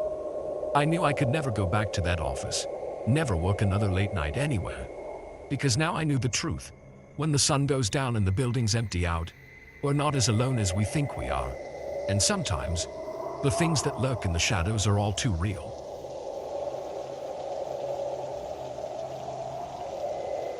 The moment he offered to help, I should have driven away. But desperation makes fools of us all, and as the sun dipped below the horizon, turning the lonely stretch of road into a corridor of shadows. I became the biggest fool of all. It had been a long day of driving. My wife, Sarah, and I were on our way to her parents' Wheeln house for Thanksgiving, a 6-hour journey that had stretched into 8 thanks to holiday traffic and an unexpected detour. We were tired, cranky, and more than ready to reach our destination. That's when our old sedan, which had been making worrying noises for the last hour, finally gave up the ghost. A loud pop, a plume of smoke from under the hood, and we were coasting to a stop on the shoulder of a road that seemed to stretch endlessly in both directions. Perfect, Sarah muttered, her frustration palpable. Just perfect. I tried to stay positive as I got out to check the engine, but one look told me this was beyond my meager car knowledge. Steam hissed from somewhere deep in the tangle of pipes and wires, and there was a smell of burning rubber that made my stomach churn. "Can you fix it?" Sarah called from inside the car. I shook my head, closing the hood. "No chance. We're gonna need a tow." That's when we discovered our next problem: no cell service. We were truly in the middle of nowhere, with no way to call for help. "What do we do now?" Sarah asked, fear creeping into her voice. I looked up and down the empty road. The sun was setting fast, painting the sky in deep oranges and purples. It would be dark soon, and the thought of being stranded here all night sent a shiver down my spine. "I guess I'll have to walk and try to find help," I said, not relishing the idea. "There has to be a gas station or a house somewhere nearby." Sarah grabbed my arm. "You can't leave me here alone." I was about to respond when headlights appeared in the distance, growing brighter as they approached. Hope surged through me. Maybe our luck was changing. The vehicle, an old pickup truck, slowed as it neared us. The driver, a man who looked to be in his 50s with a weathered face and a trucker cap, leaned out the window. "You folks having some trouble?" he asked, his voice gruff but not unkind. I explained our situation, relief washing over me at the prospect of help. The man nodded, scratching his stubbled chin. "Well, ain't that a pickle? Tell you what, I know a bit about engines. Why don't I take a look?" I hesitated for a moment. There was something off about the man, a glint in his eye that made me uneasy. But what choice did we have? "That'd be great, thanks," I said, forcing a smile. The man parked his truck and ambled over to our car. He peered under the hood, humming and hawing, while I stood by anxiously. "Yep, looks like your radiator's shot," he finally declared. "You ain't going nowhere in this thing tonight." My heart sank. Is there a town nearby? Somewhere we could get a tow? The man shook his head. "Nearest town's about 30 miles that way," he said, pointing down the road. "But I'll tell you what, my place ain't far from here. Why don't I give you folks a ride? You can use my phone, maybe call for a tow in the morning." Every instinct I had was screaming at me to decline, to take our chances on the road. But the sun had almost disappeared now, and the thought of spending the night in our broken-down car was less than appealing. I glanced at Sarah, who looked as uncertain as I felt. But she gave a small nod and I turned back to the man. "That's very kind of you," I said. "We really appreciate it." The man's face split into a wide grin, revealing teeth that were just a bit too sharp. "Well, all right then. Let's get going before it gets too dark to see." We quickly grabbed our overnight bags from the trunk and climbed into the man's truck. The interior smelled of stale cigarettes and something else I couldn't quite place. Something metallic and unpleasant. As we pulled away, leaving our car behind, I couldn't shake the feeling that we'd made a terrible mistake. The man introduced himself as Earl and attempted some small talk, but there was an underlying tension that made conversation difficult. Sarah sat pressed against me, her hand gripping mine tightly. We drove for what felt like hours, the road becoming increasingly narrow and winding. The trees pressed in on both sides, their branches reaching out like gnarled fingers in the truck's headlights. How much further did you say it was?" I asked, trying to keep the nervousness out of my voice. Earl chuckled, a sound that sent chills down my spine. "Not much further now. just around the bend. But as we rounded the bend, there was no house in sight, just more dark road stretching ahead. "I think we've gone far enough," I said firmly. "You can let us out here. We'll walk back to our car." Earl's demeanor changed instantly. The friendly facade dropped away, replaced by something cold and predatory. "Oh, I don't think so," he growled. "You're coming home with me, whether you like it or not." He reached across me, faster than I would have thought possible for a man his age, and locked the doors. Sarah screamed as he suddenly accelerated, the truck lurching forward with alarming speed. I grabbed for the steering wheel, trying to force us off the road. But Earl was surprisingly strong. He shoved me back, his eyes never leaving the road. "I wouldn't do that if I were you," he snarled. Wouldn't want to crash and hurt your pretty little wife, now would we?" Sarah was sobbing now, her nails digging into my arm. I felt helpless, my mind racing to find a way out of this nightmare. Suddenly, Earl slammed on the brakes. The truck skidded to a stop in front of a dilapidated house that seemed to appear out of nowhere.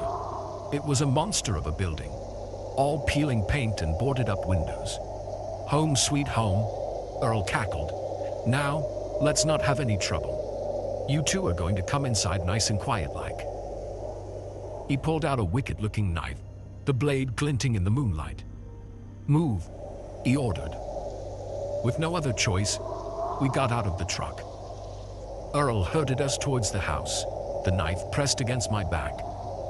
As we approached the front door, I could hear strange noises coming from inside, scratching, whimpering, and something that sounded horribly like human moans.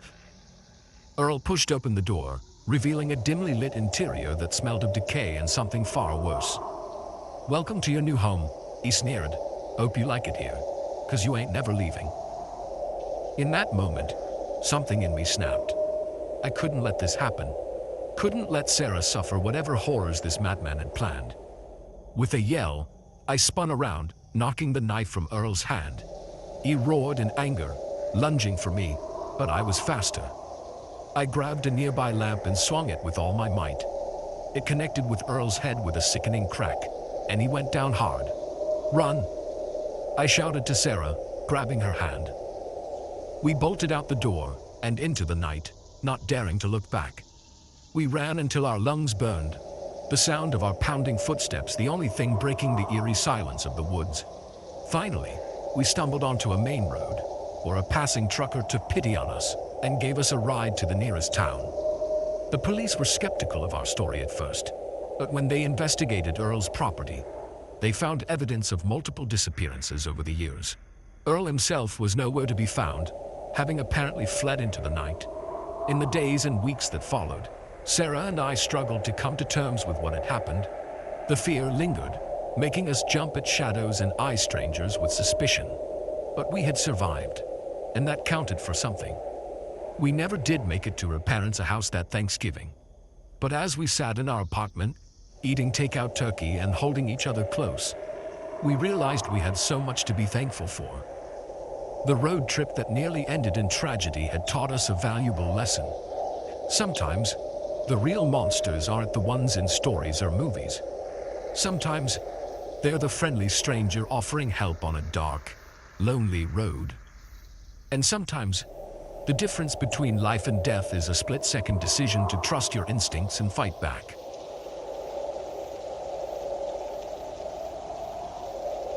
The first time I noticed my coffee mug had moved, I brushed it off as forgetfulness. By the third time, I knew someone, or something, had been in my apartment. And as I stared at the footage from the hidden camera I'd installed, my blood ran cold. I wasn't just being paranoid. I wasn't alone. It all started about a month after I moved into my new apartment. I'd finally escaped my noisy roommates and found a place of my own. A cozy one-bedroom in a quiet part of town. It wasn't fancy, but it was mine. And I reveled in the peace and privacy. At first, everything was perfect. I settled into a routine, enjoying the simple pleasure of knowing exactly where I'd left things and finding them in the same spot when I returned. No more missing socks or mysteriously emptied milk cartons. But then, little things started to feel off. I'd come home from work to find a window slightly ajar that I was certain I'd closed. My favorite sweater, which I always hung in the closet, would be folded on my bed. The TV remote would be on the coffee table instead of the arm of the couch where I habitually left it. Each incident was small, easily explained away. Maybe I'd forgotten to close the window properly. Perhaps I'd absent-mindedly folded the sweater in a half-awake state. The remote could have fallen off the couch arm. I told myself I was being silly, that living alone was making me paranoid, but the niggling feeling of wrongness persisted, growing stronger with each passing day. The breaking point came when I woke up one morning to find my laptop open on the kitchen table. I never used my laptop in the kitchen, and I distinctly remembered shutting it down and putting it away in my desk drawer the night before. Heart pounding. I checked my browser history. There were searches I didn't recognize, for things I'd never look up. How to pick locks. Best ways to stay hidden in plain sight. Undetectable poisons. That's when I knew.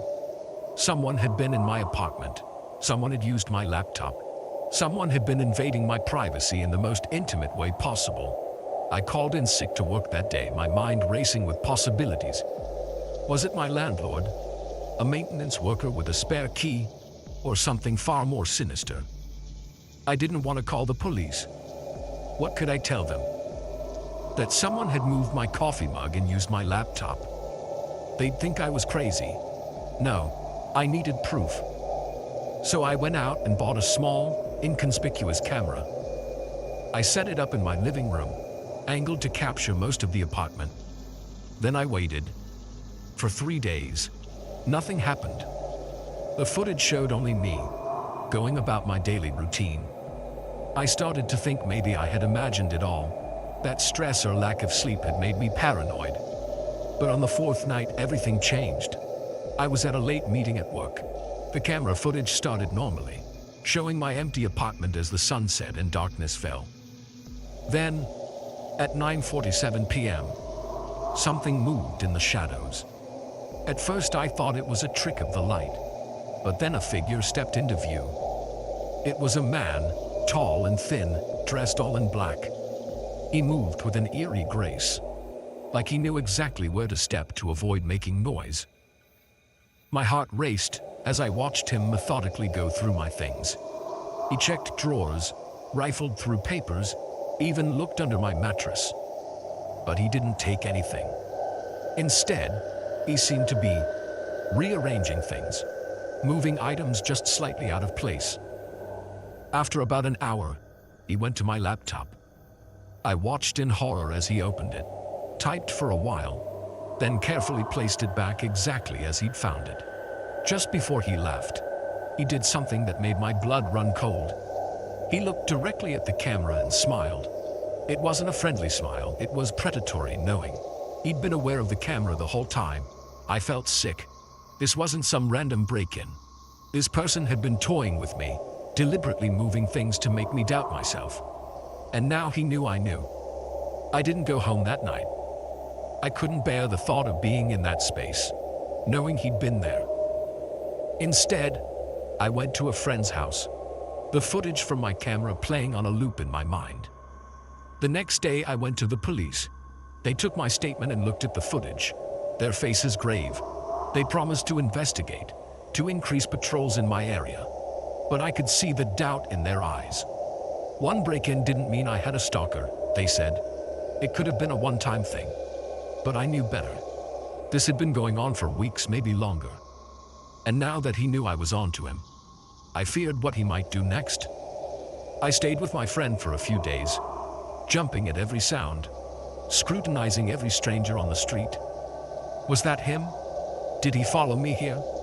The paranoia was overwhelming. When I finally worked up the courage to return to my apartment, I found it exactly as I'd left it. No sign of disturbance, no moved objects. For a moment, I felt a flicker of relief. Maybe it was over. Then I saw it, a note on my kitchen table, written in handwriting I didn't recognize. "I'll be seeing you," it said. Nothing more. I fled the apartment, my hands shaking so badly I could barely lock the door. I ran to my car, threw my hastily packed bag in the back, and drove. I didn't have a destination in mind. I just knew I needed to get away. As I drove through the night, my mind raced with questions. Who was he? What did he want? How long had this been going on? The not knowing was almost worse than the invasion itself. I ended up at a motel several towns over. As I lay in the lumpy bed staring at the water-stained ceiling, I tried to make sense of it all. How had my life come to this? Running from my own home, terrified of shadows and moved objects. Sleep eluded me. Every creak of the old motel made me flinch. Every passing car could be him, tracking me down. I felt like I was losing my mind. The next morning, bleary-eyed and exhausted, I made a decision. I couldn't live like this.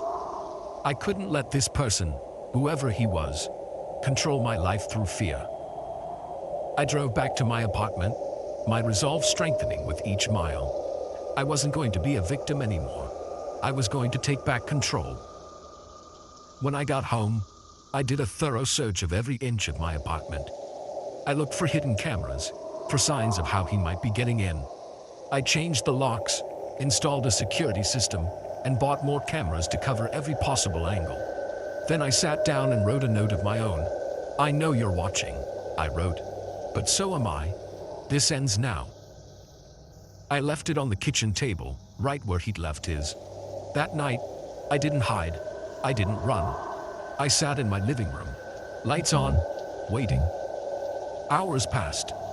Midnight came and went. Still, I waited.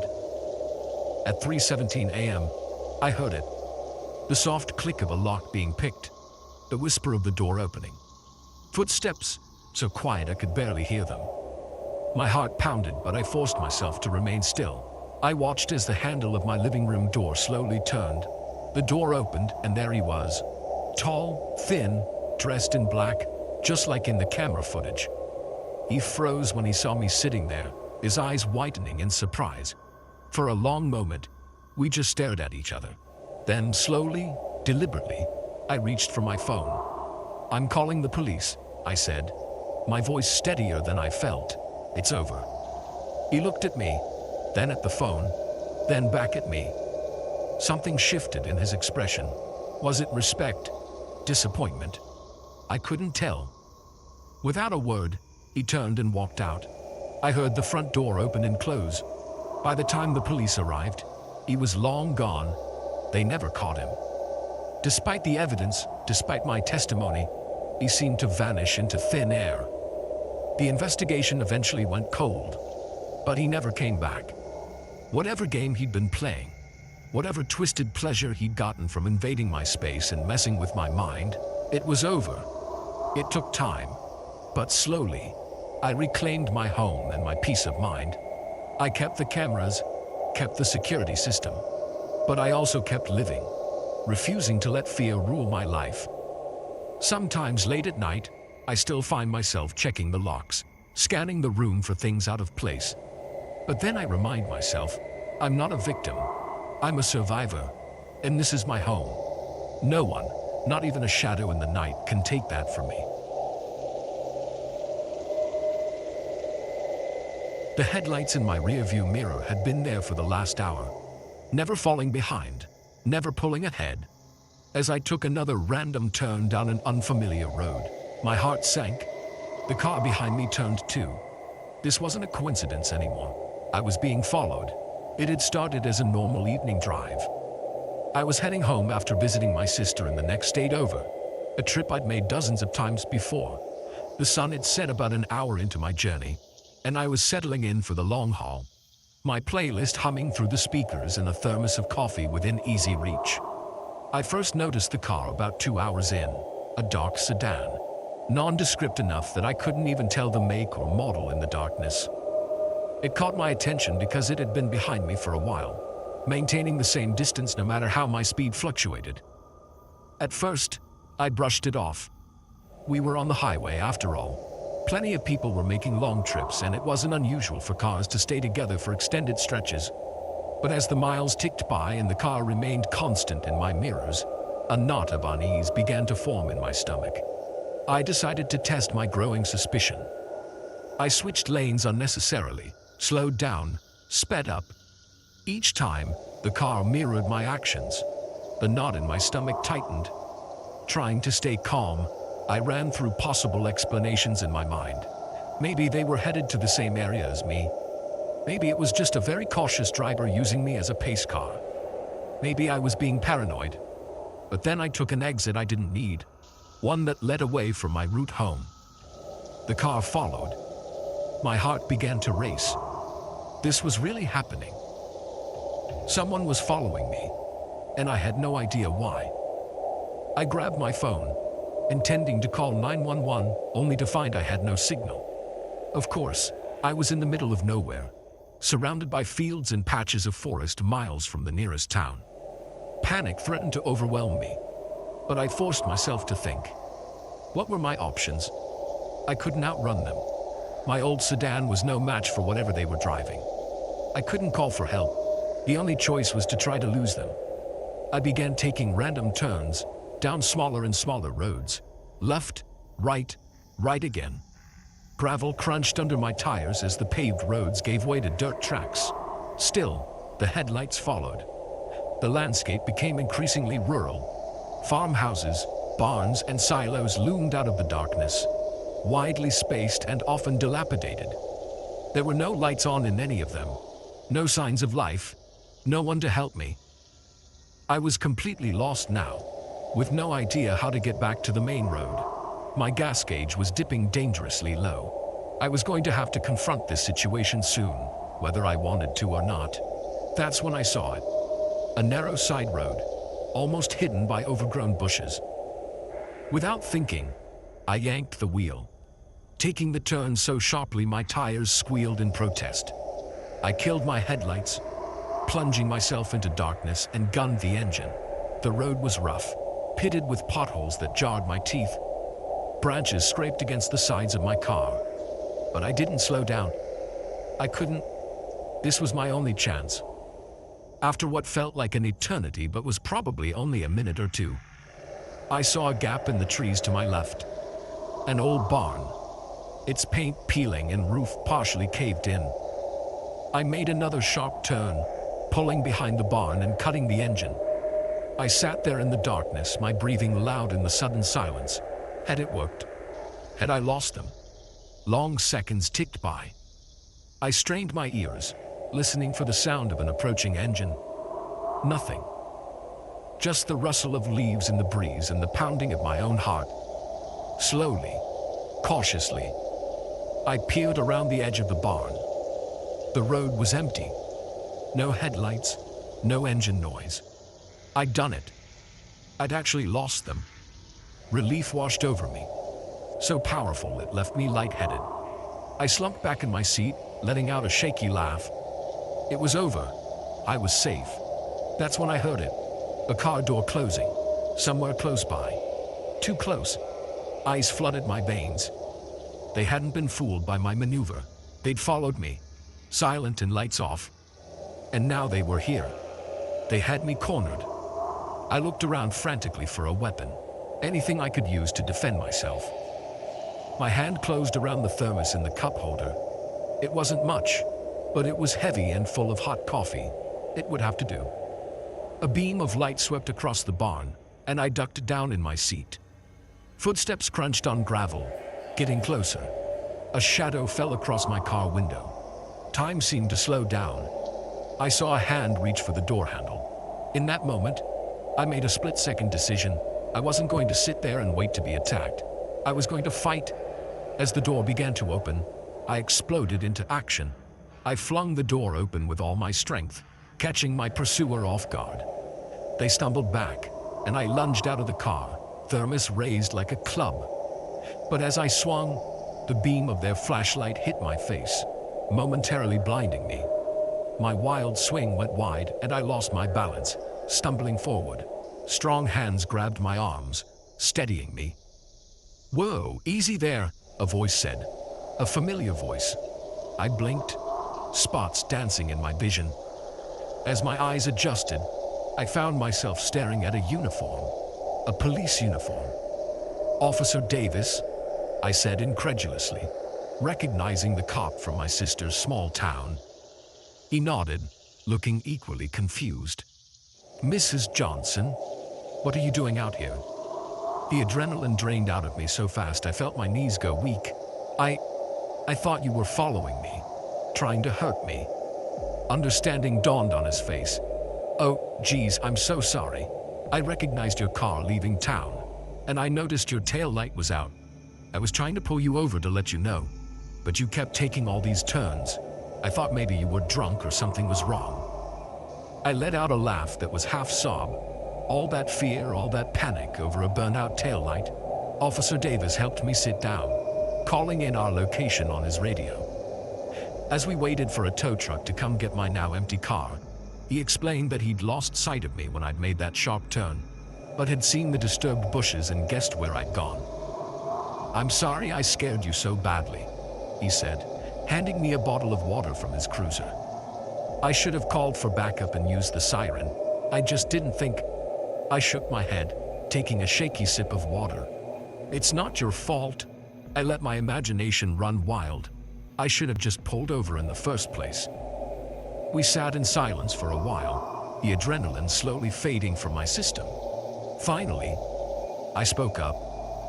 "Can I ask you something, Officer Davis?" "Of course." If it had been someone trying to hurt me, did I do the right things? Trying to lose them, I mean." He thought for a moment. Look, you did good staying on roads where other people might see you. And finding a place to hide was smart. But the best thing to do is always try to get to a populated area. A police station, a busy store, somewhere with lots of people. I nodded, filing away this information and hoping I'd never need to use it. The tow truck arrived, and Officer Davis insisted on following me all the way home, this time with his lights on so I could see him clearly. As I finally pulled into my driveway, the first light of dawn was breaking on the horizon. I waved goodbye to Officer Davis, feeling exhausted but profoundly grateful. As I unlocked my front door, I made a mental note to get my tail light fixed first thing in the morning. And maybe, I thought with a wry smile, to ease up on the late-night crime podcasts. That night had taught me an important lesson. The world could indeed be a dangerous place, but sometimes, the monsters we imagine are chasing us are just concerned citizens trying to help. The trick is knowing the difference and being prepared either way. The library had always been my sanctuary, a place of quiet comfort and endless adventures through books. But as the lights flickered and died, plunging me into darkness, I realized it had become my prison. The whispers echoing through the stacks told me I wasn't alone, and whatever was in here with me was anything but comforting. It was a Friday night, and I was burning the midnight oil at the university library. As a graduate student knee-deep in my thesis, late nights surrounded by towering bookshelves had become my new normal. I'd grown to love the hushed atmosphere, the smell of old paper, and the soft glow of the reading lamps. It was peaceful, predictable, until it wasn't. I'd been so engrossed in my research that I hadn't noticed the hours slipping by. The library had officially closed at 10 p.m., but as a grad student, I had after-hours access. I often found myself alone in the vast building, which had never bothered me before. If anything, I relished the solitude. It was nearing 1 a.m. when I first noticed something was off. A chill ran down my spine, the kind you get when you suddenly feel like you're being watched. I looked up from my books, scanning the dimly lit area around me. Nothing seemed out of place, but the feeling persisted. I shook it off, chiding myself for being paranoid. Too many late nights and too much caffeine, I reasoned. But as I tried to refocus on my work, I couldn't shake the nagging sense of unease. That's when the lights began to flicker. At first, it was subtle, just a slight dimming that I might not have noticed if I hadn't already been on edge. But then, it became more pronounced, the overhead fluorescence pulsing like an erratic heartbeat. I sat up straight, Suddenly alert. This wasn't normal. The library's electrical system was old, sure, but I'd never seen anything like this. As if responding to my thoughts, the lights gave one final violent flicker and went out completely. I was plunged into darkness so absolute it took my breath away. For a moment, I sat frozen, my eyes straining against the blackness. The silence was oppressive, broken only by the sound of my own rapid breathing. "Hello," I called out, my voice sounding small and scared in the vast space. "Is anyone there? Security?" No response, just more silence. I fumbled for my phone, my hands shaking slightly. The screen's glow was painfully bright in the darkness, making me squint. No service, of course.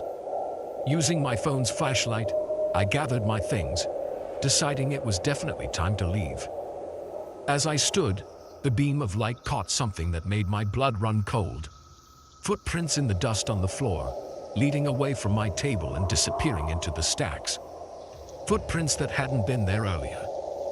My heart began to race. I wasn't alone. "Who's there?" I called again, trying to keep the tremor out of my voice. "This isn't funny. Show yourself." That's when I heard it. A whisper, so faint I almost thought I'd imagined it. But then it came again, clearer this time. "Join us," it said, the words seeming to come from everywhere and nowhere at once. I stumbled back, nearly tripping over my chair. This couldn't be happening. It had to be a prank, some stupid kids who'd snuck in and were trying to scare me. But deep down, I knew that wasn't true. The voice I'd heard wasn't human.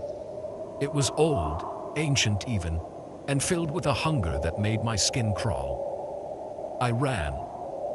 My footsteps echoed loudly as I sprinted through the stacks, my phone's light bouncing wildly ahead of me.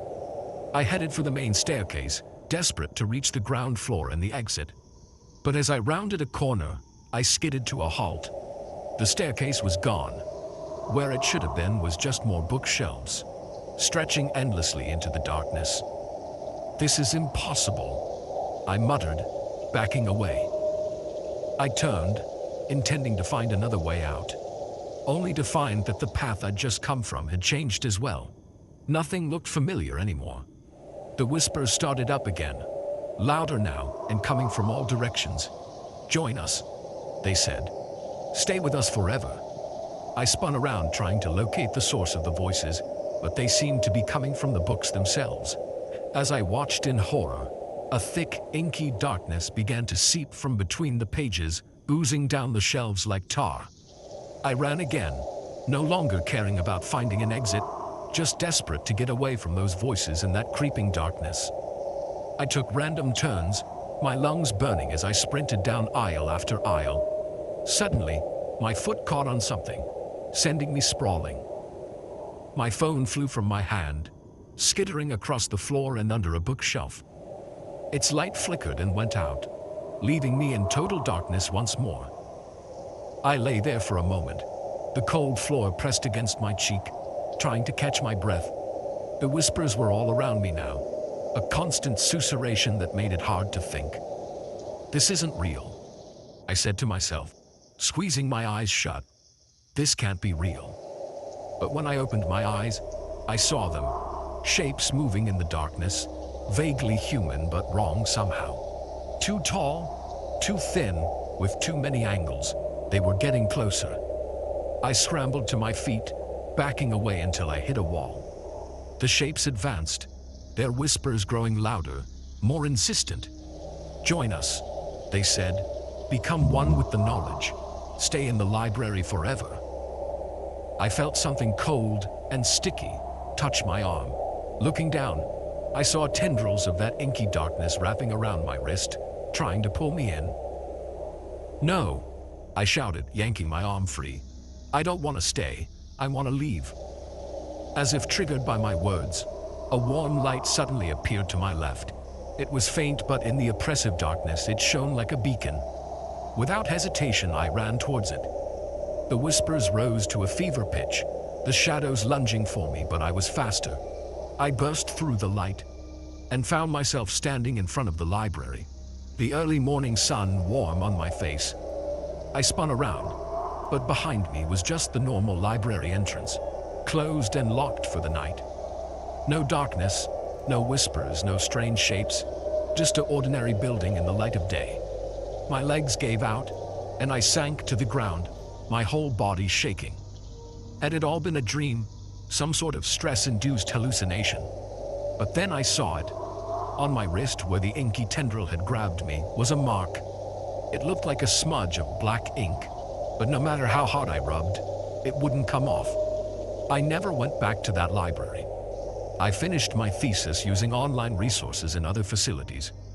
My professors were confused by my sudden aversion to the place, but I couldn't bring myself to explain. Who would believe me? Sometimes, late at night, I still hear those whispers. They come from the shadows in the corners of my room, from the spaces between books on my shelves.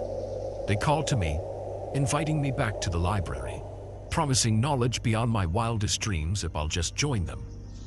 But I know better now. I know that some kinds of knowledge come at too high a price. And I know that libraries, for all their wonder and magic, can hold secrets darker than we can imagine. So I keep my lights on at night, and I'm careful about where I read. Because once you've heard the whispers in the stacks, you never forget them, and they never forget you. The first thing I noticed was the silence. In the woods, there's always some noise. Birds chirping, leaves rustling, small animals scurrying about. But as I approached the abandoned campsite, the forest went eerily quiet. That's when I knew something was terribly wrong. I'd been hiking for about 3 hours, enjoying the solitude and the crisp autumn air.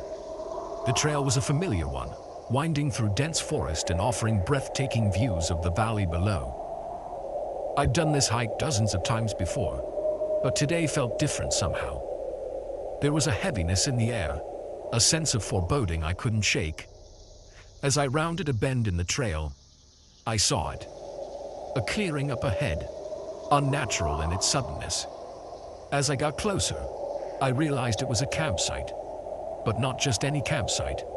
This one looked like it had been abandoned in a hurry. A tent stood half collapsed, its fabric torn and flapping in the breeze. Camping gear was strewn about haphazardly. A backpack here, a sleeping bag there. A small fire pit still smoldered, wisps of smoke curling up into the air. My first thought was that maybe some inexperienced campers had gotten spooked by wildlife and taken off. It wouldn't be the first time a bear sighting had sent city folks running. But as I surveyed the scene, that explanation felt increasingly unlikely. There were signs of a struggle, deep gouges in the earth, like something or someone had been dragged.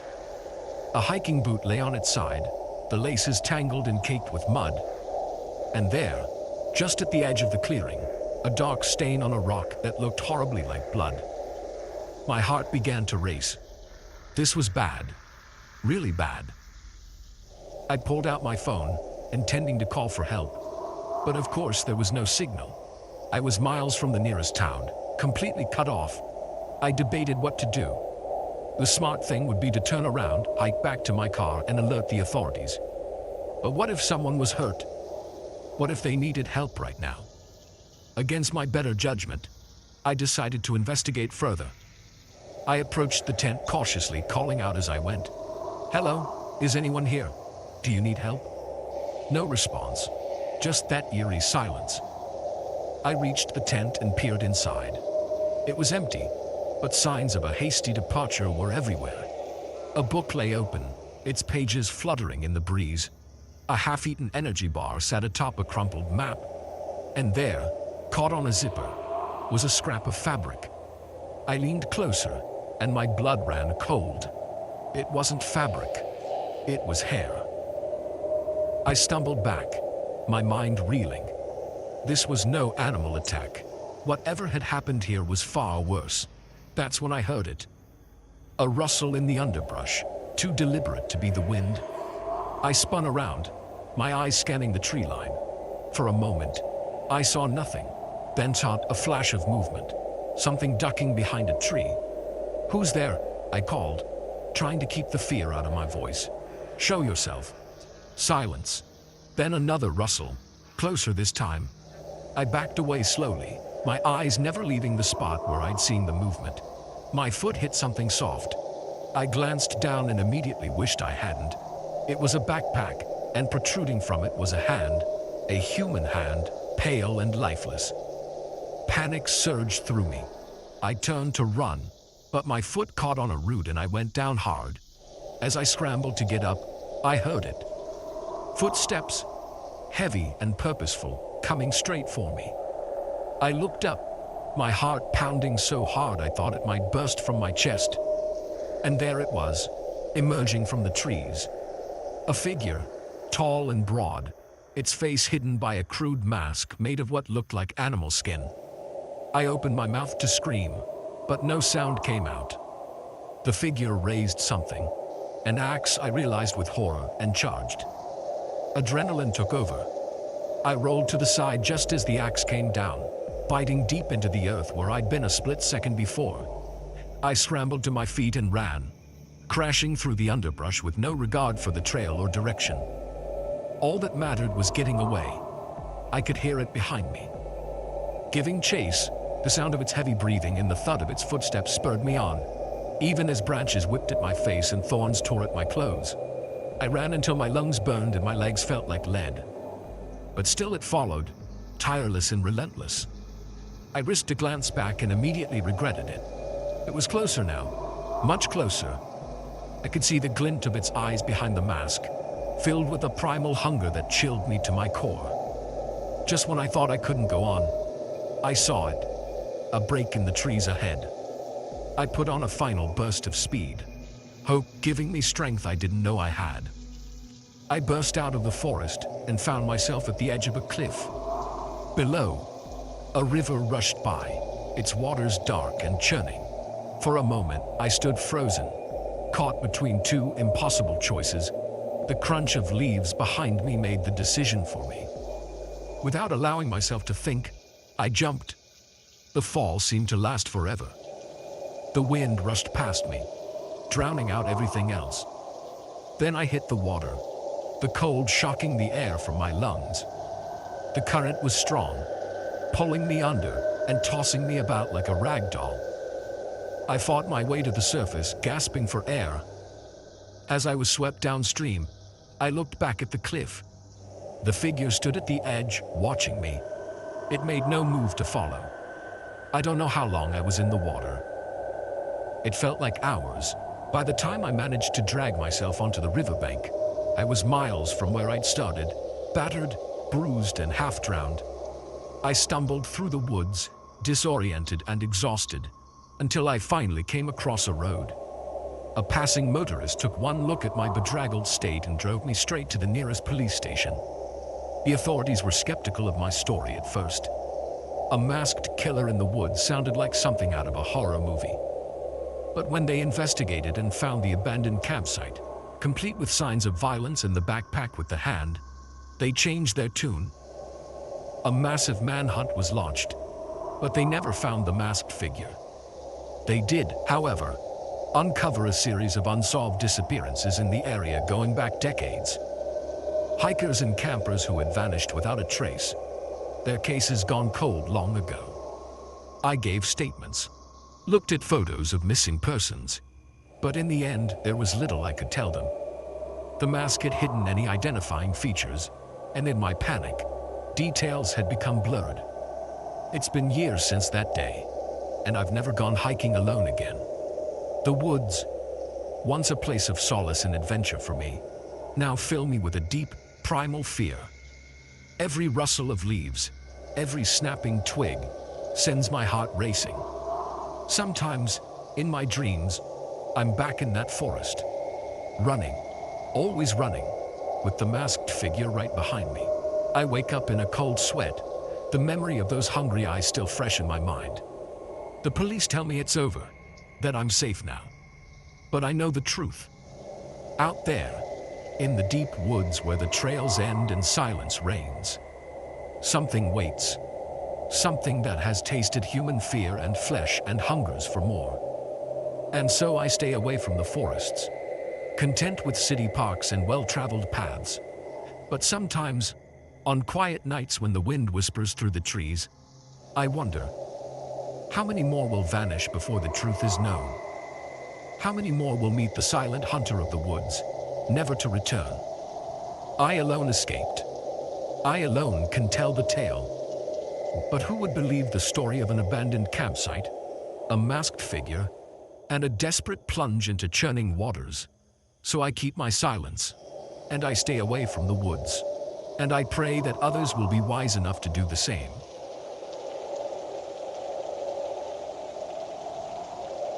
The moment I heard the laughter echoing through the empty mall, I knew I'd made a terrible mistake. Night security was supposed to be an easy job, quiet, uneventful. But as I stood frozen in the darkened food court, flashlight beam trembling, I realized this night was going to be anything but ordinary. I'd taken the job at Westfield Mall about a month ago. Fresh out of college with a useless degree in philosophy, I was desperate for any work I could find. When I saw the ad for a night security guard, it seemed perfect. Decent pay, quiet nights where I could study for grad school, and best of all, no customer service. The first few weeks were exactly what I'd expected. I'd make my rounds, check the locks, and spend the rest of the night reading or watching videos on my phone. The massive, empty mall was eerie at first, but I quickly got used to the silence and the shadows. But tonight was different. I sensed it the moment I walked in for my shift. The air felt heavy, charged with a strange energy that made the hair on the back of my neck stand up. I shrugged it off, chalking it up to too much caffeine and not enough sleep. My first round was uneventful. All doors secure, no signs of break-ins or vandalism. I was just settling in at my desk in the security office when I heard it. A soft thud, like something heavy being knocked over, coming from the direction of the department store. I sighed, figuring some merchandise had probably fallen off a shelf. It happened sometimes, especially if things weren't stacked properly. I grabbed my flashlight and headed out to investigate. The beam of light cut through the darkness as I made my way through the silent corridors. The mall always looked different at night. The cheerful storefronts transformed into gaping black mouths, mannequins casting long, distorted shadows. I'd gotten used to it, or so I thought. As I approached the department store, that uneasy feeling returned, stronger now. Something felt off, though I couldn't put my finger on what. I swept my flashlight across the store entrance, seeing nothing out of place. That's when I heard the giggle. It was faint, barely audible, but unmistakably the sound of a child laughing. I froze, my heart suddenly pounding. There shouldn't be anyone else here, especially not a kid. "Hello," I called out, my voice echoing in the empty space. "Is someone there? This is security. The mall is closed." No response, just silence. I stepped into the store, my flashlight beam dancing across racks of clothes and shelves of merchandise. Everything looked normal, undisturbed. I was starting to think I'd imagined the sound when I saw it. A flash of movement at the edge of my light. I whirled around, but there was nothing there. Just more empty aisles and silent displays. I took a deep breath, trying to calm my nerves. "You're freaking yourself out over nothing," I muttered. But then I heard it again. The laugh, louder this time, coming from the back of the store, and with it, the unmistakable sound of running feet. My training told me to call for backup, to not engage with potential intruders alone. But curiosity and a sense of duty propelled me forward. What if it really was a lost kid? I couldn't just leave them here. I made my way deeper into the store, past the perfume counter with its ghostly bottles, through the forest of coat racks. The sound of feet grew louder, always just ahead of me, always just out of sight. "Please," I called out, trying to keep my voice steady. "I'm not going to hurt you. I just want to help. Are you lost?" A giggle answered me. "Closer now." I spun around and caught a glimpse of something ducking behind a display. It was small, child-sized, but something about its movement was off. Too fluid, too quick. My heart was racing now, every instinct screaming at me to turn back. But I pressed on, rounding the display. "Got you," I said, more to reassure myself than anything. But there was nothing there, just an empty space where a child should have been. That's when the laughter erupted all around me. Not just one voice now, but many. The sound of running feet multiplied, coming from every direction. Shadows darted at the edge of my vision, always vanishing when I tried to focus on them. Panic set in. I turned to run, only to find my path blocked by a rack of clothes that hadn't been there before. I pushed through it, hangers clattering to the floor, and sprinted for the exit. But the store had changed. Aisles twisted in impossible ways. Familiar landmarks were in all the wrong places. It was like being in a funhouse mirror maze, everything distorted and wrong. The laughter grew louder, more frenzied. I could feel them all around me now, unseen presences closing in. My flashlight began to flicker, the beam growing weaker. Just as I thought I was hopelessly lost, I saw it, the exit sign, glowing faintly in the distance. I ran towards it, my lungs burning, the cacophony of laughter reaching a fever pitch behind me. I burst out of the store and slammed the security gate down behind me. The laughter cut off abruptly, leaving me in sudden, ringing silence. I stood there for a long moment, gasping for breath, my whole body shaking. Slowly, I turned around, half expecting to see a horde of ghostly children pressed against the gate. But there was nothing. The store beyond was dark and still, showing no signs of the chaos I'd just experienced. On shaky legs, I made my way back to the security office. I thought about calling the police. But what would I tell them? That I'd been chased by invisible laughing children? They'd think I was crazy or on drugs. I spent the rest of my shift huddled in the office, jumping at every sound. When morning came and the first employees started to arrive, I'd never been so glad to see another human being. I gave my notice that day. No job was worth what I'd experienced. But as I was leaving, something made me take one last look at the department store. And there, in the window, I saw them. A group of child-sized mannequins arranged in a perfect circle. They hadn't been there the night before. I was sure of it. And call me crazy, but I could have sworn one of them winked at me. I ran out of the mall and didn't look back. It's been years since that night, and I've never set foot in a mall after dark again. Sometimes, when I'm lying in bed at night, I think I hear a faint giggle or the patter of small feet. But I tell myself it's just my imagination, a remnant of that terrifying night. But deep down, I know the truth. There are things in this world that can't be explained, things that lurk in the shadows of empty buildings and come out to play when the lights go out. And sometimes, if you're very unlucky, you might just encounter them. So if you ever find yourself alone in the mall at night, and you hear the sound of children laughing, run. Run, and don't look back. Because they're not children, and they're not laughing with you. They're laughing at you, and if they catch you, well, let's just say you might end up joining their eternal game of hide and seek. As for me, I work days now, in a small office with lots of windows and people around, and I always leave before dark.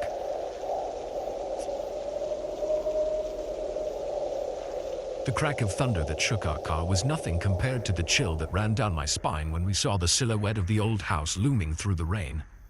We needed shelter, but as we approached the seemingly abandoned building, I couldn't shake the feeling that we were walking into something far worse than the storm. It was supposed to be a fun family road trip. My wife, Sarah, our 2 kids, Ethan, 10, and Lily, 8, and I had set out early that morning, excited for a week at the beach. The first few hours were great, sing-alongs, car games, and the anticipation of sun and sand. But as we entered the more rural part of our journey, the sky darkened ominously. Within minutes, we were in the middle of the worst storm I'd ever seen. Rain lashed against the windshield, making it nearly impossible to see. The wind howled, rocking our small SUV. I gripped the steering wheel tightly, trying to keep us on the road. Sarah sat tensely beside me, while the kids had gone quiet in the back, their earlier excitement replaced by fear. Maybe we should pull over, Sarah suggested, her voice tight with worry. I nodded, already looking for a safe spot. That's when our engine made a sputtering sound and the car began to slow. No, I muttered, guiding the now powerless vehicle to the side of the road. We rolled to a stop just as the engine died completely. For a moment, we sat in silence, the sound of rain drumming on the roof. Then Lily's small voice piped up from the back. Daddy, what's happening? I turned to give her a reassuring smile. It's okay, sweetheart. The car's just taking a little break. We'll be fine. But as I tried to restart the engine, my confidence wavered. It wouldn't turn over. We were stranded in the middle of nowhere, in a raging storm, with two scared kids. That's when Sarah spotted it. Look, she said, pointing through the rain-streaked window. Is that a house? I squinted, following her gaze. Sure enough, set back from the road was a large, old house. It was hard to make out details through the rain, but it looked like it had seen better days. Should we? Sarah asked, leaving the question unfinished. I hesitated. On one hand, approaching a strange house in the middle of nowhere went against every horror movie rule I knew. On the other, we couldn't stay in the car indefinitely, and the storm showed no signs of letting up. We don't have much choice, I finally said. Let's go. We made a dash for it, Sarah carrying Lily while I held Ethan's hand. By the time we reached the porch, we were soaked to the bone. I raised my hand to knock, then paused.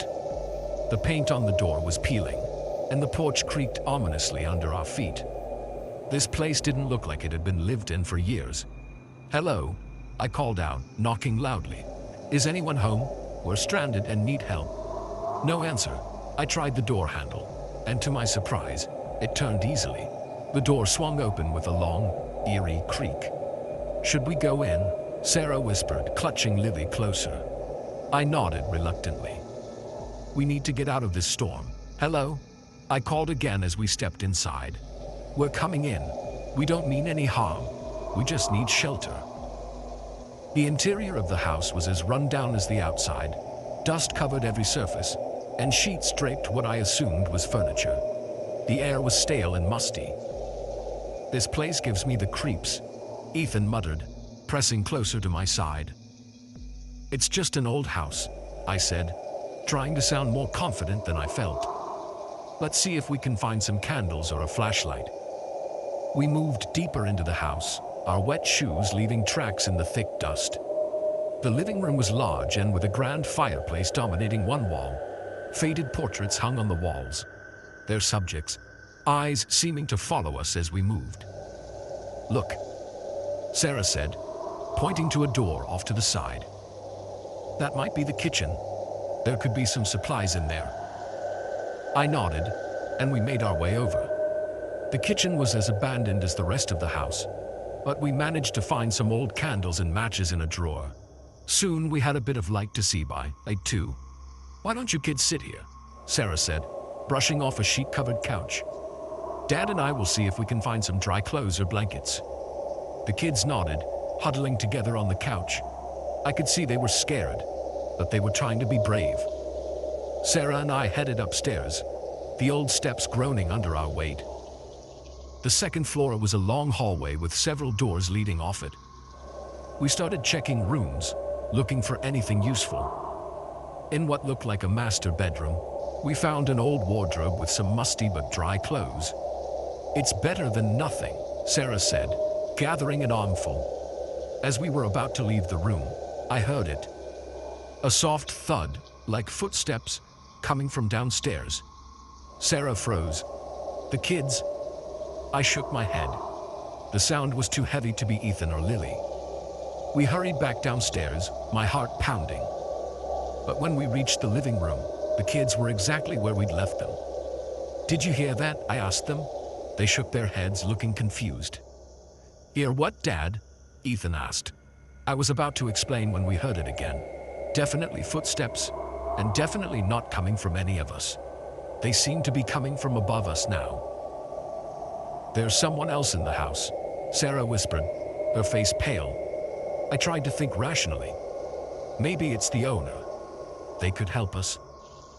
But deep down I knew that wasn't it. The footsteps didn't sound normal. They were too heavy, too deliberate. Kids, come here, I said, trying to keep my voice calm. They hurried over and we huddled together, listening. The footsteps moved across the ceiling, then stopped at the top of the stairs.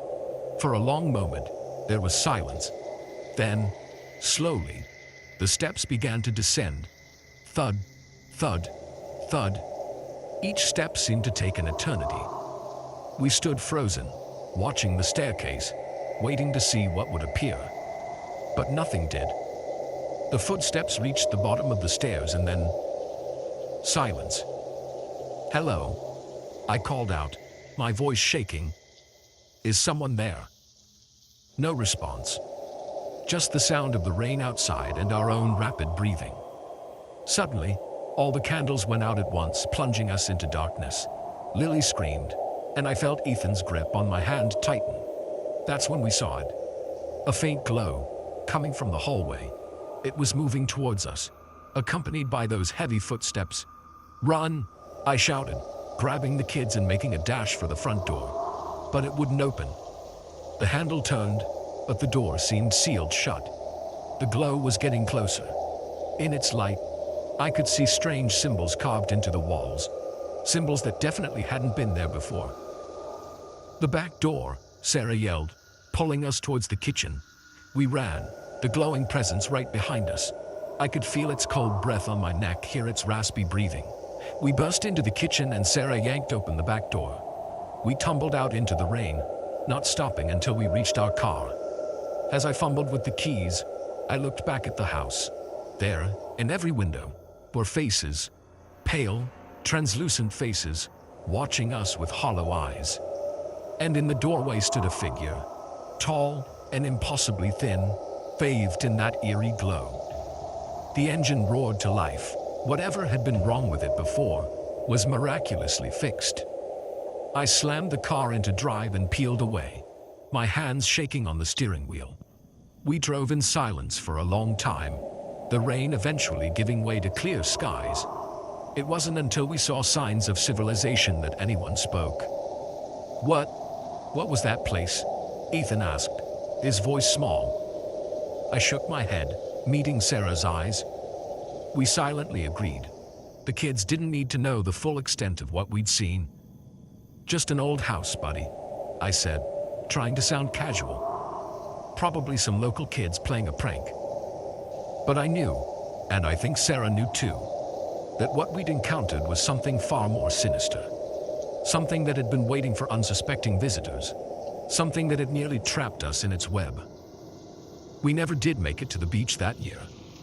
Somehow, none of us felt much like a vacation anymore. And to this day, whenever we pass an old abandoned house, we drive a little faster, hold each other a little closer, and silently thank whatever luck or fate that allowed us to escape that stormy night.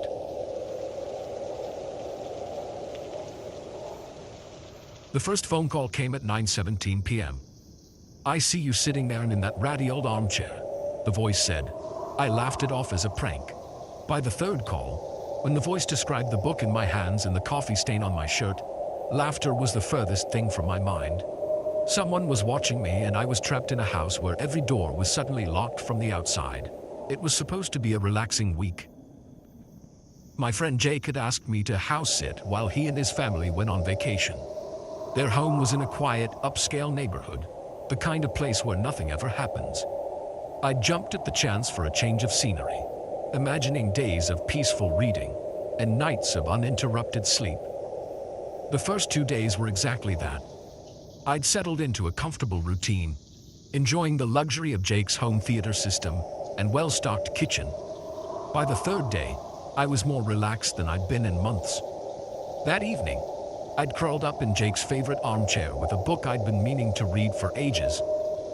The house was quiet, save for the gentle hum of the air conditioning and the occasional turn of a page. It was perfect. Then the phone rang. I almost didn't answer it. Jake hadn't mentioned expecting any calls, and I figured it was probably a telemarketer. But on the fourth ring, I set my book aside and picked up the landline. Hello? I see you sitting there in that ratty old armchair, a voice said.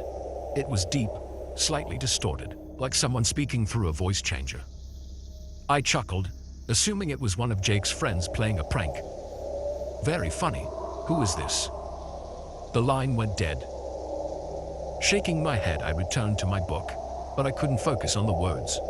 Something about that call had unsettled me. How did they know about the armchair? 15 minutes later, the phone rang again. Against my better judgment, I answered. That book looks interesting, the voice said. Though I'd have thought you'd be more careful with your coffee. I froze. I'd spilled a few drops of coffee on my shirt earlier, leaving a small stain. But there was no way anyone could know that unless... I jumped up, scanning the room. Were there cameras hidden somewhere? Was someone watching through the windows? Who is this? I demanded. What do you want?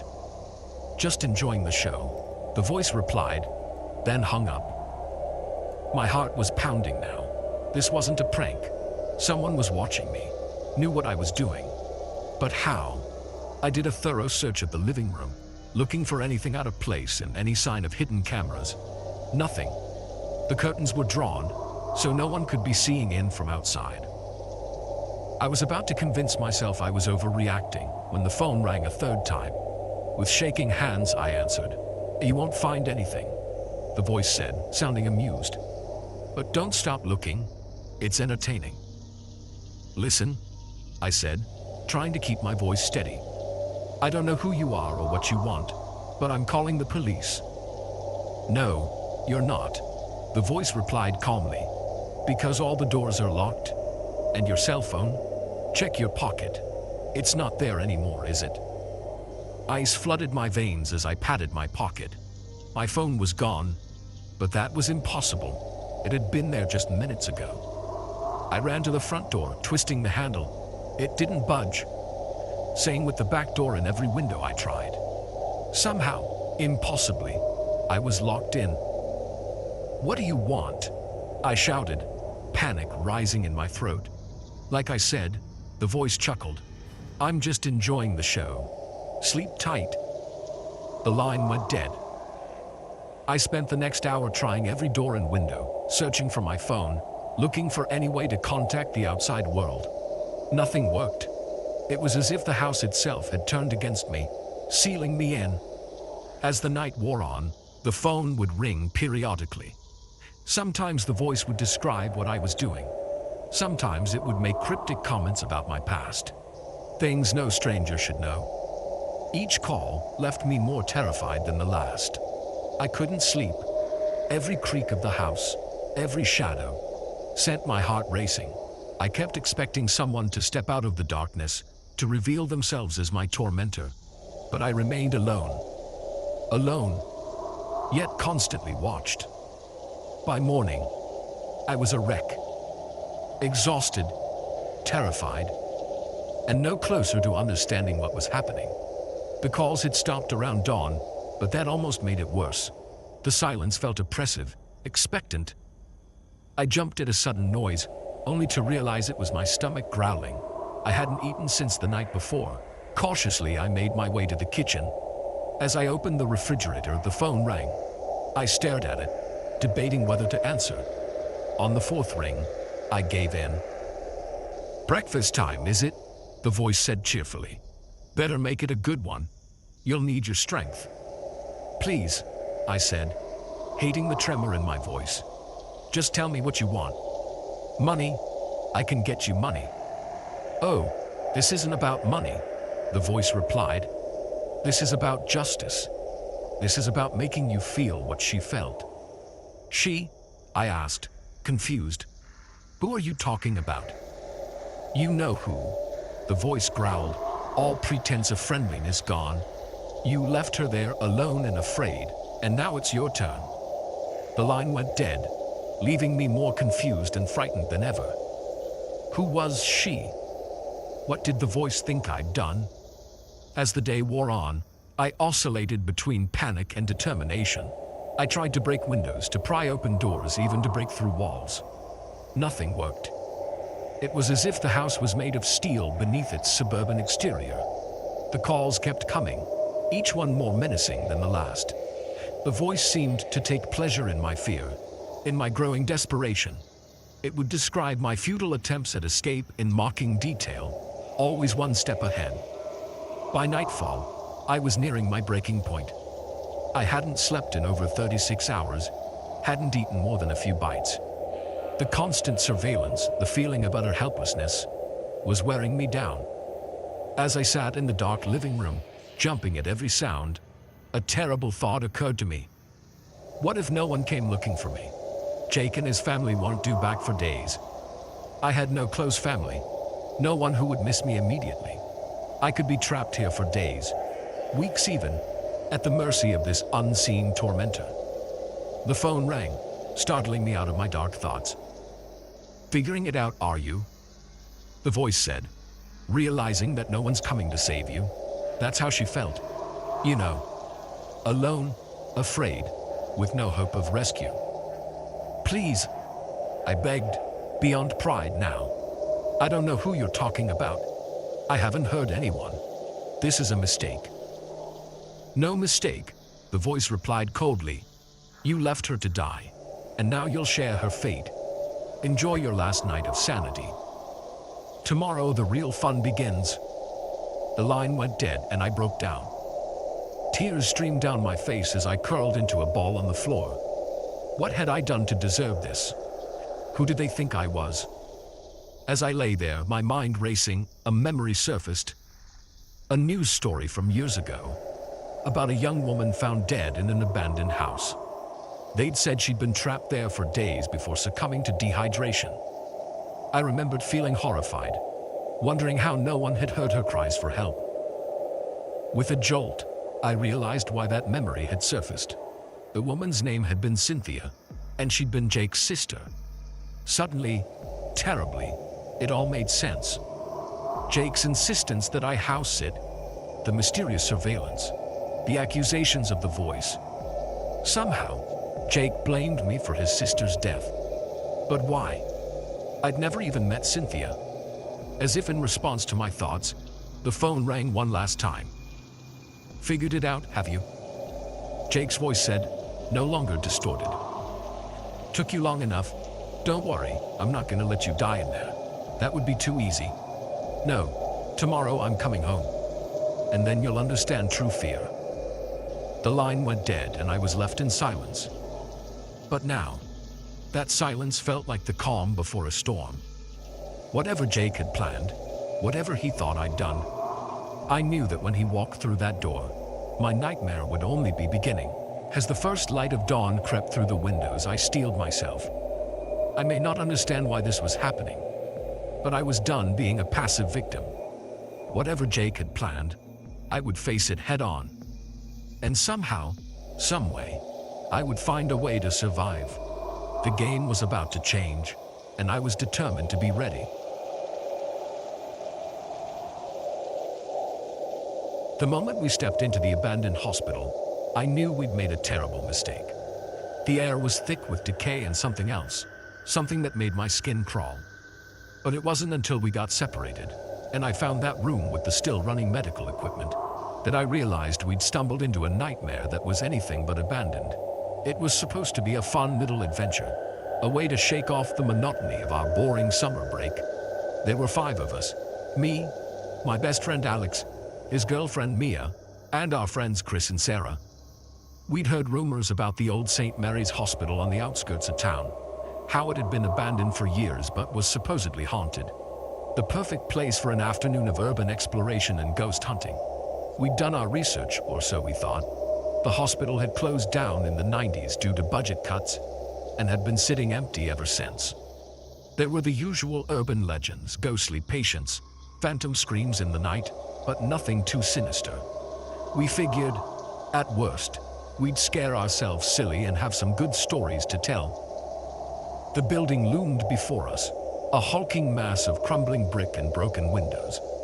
The main entrance was boarded up, but we found a side door that yielded to Alex's lock-picking skills. I didn't ask where he'd learned that particular talent. "Ladies and gentlemen," Alex announced with a flourish as the door creaked open. "Welcome to St. Mary's House of Horrors." We all laughed, but there was an undercurrent of nervousness to it. Standing on the threshold, peering into the gloom beyond, I felt a sudden urge to turn back, but I squashed it down. I wasn't going to be the coward who chickened out. The interior was exactly what you'd expect from an abandoned hospital. Peeling paint, overturned gurneys, debris scattered everywhere. Our flashlight beams cut through the darkness, revealing glimpses of a world frozen in time. A nurse's station with moldering paperwork still on the desk. A waiting room with magazines from decades past strewn about. "This is so creepy," Mia whispered, clinging to Alex's arm. "Aw, is someone scared?" Chris teased, earning himself a glare from Mia. We moved deeper into the hospital, our excitement growing as we explored.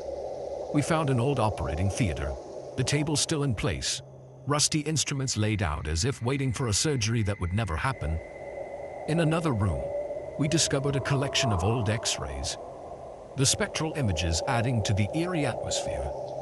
It was when we reached the basement level that things started to feel off. The air grew colder, damper. Our voices echoed strangely in the narrow corridors, and there was a smell, antiseptic mixed with something metallic and unpleasant. "Guys," Sarah said, her voice tight, "maybe we should head back up. This place gives me the creeps." Part of me wanted to agree, but Alex was already forging ahead. "Come on, where's your sense of adventure? This is where all the good stuff is bound to be." We pressed on, but the feeling of unease grew with every step. The basement seemed to go on forever, a maze of identical corridors and locked doors. And then, we turned a corner and found ourselves facing a set of heavy double doors marked "Morgue." "Oh, hell no," Chris said, backing away. "I did not sign up for dead bodies."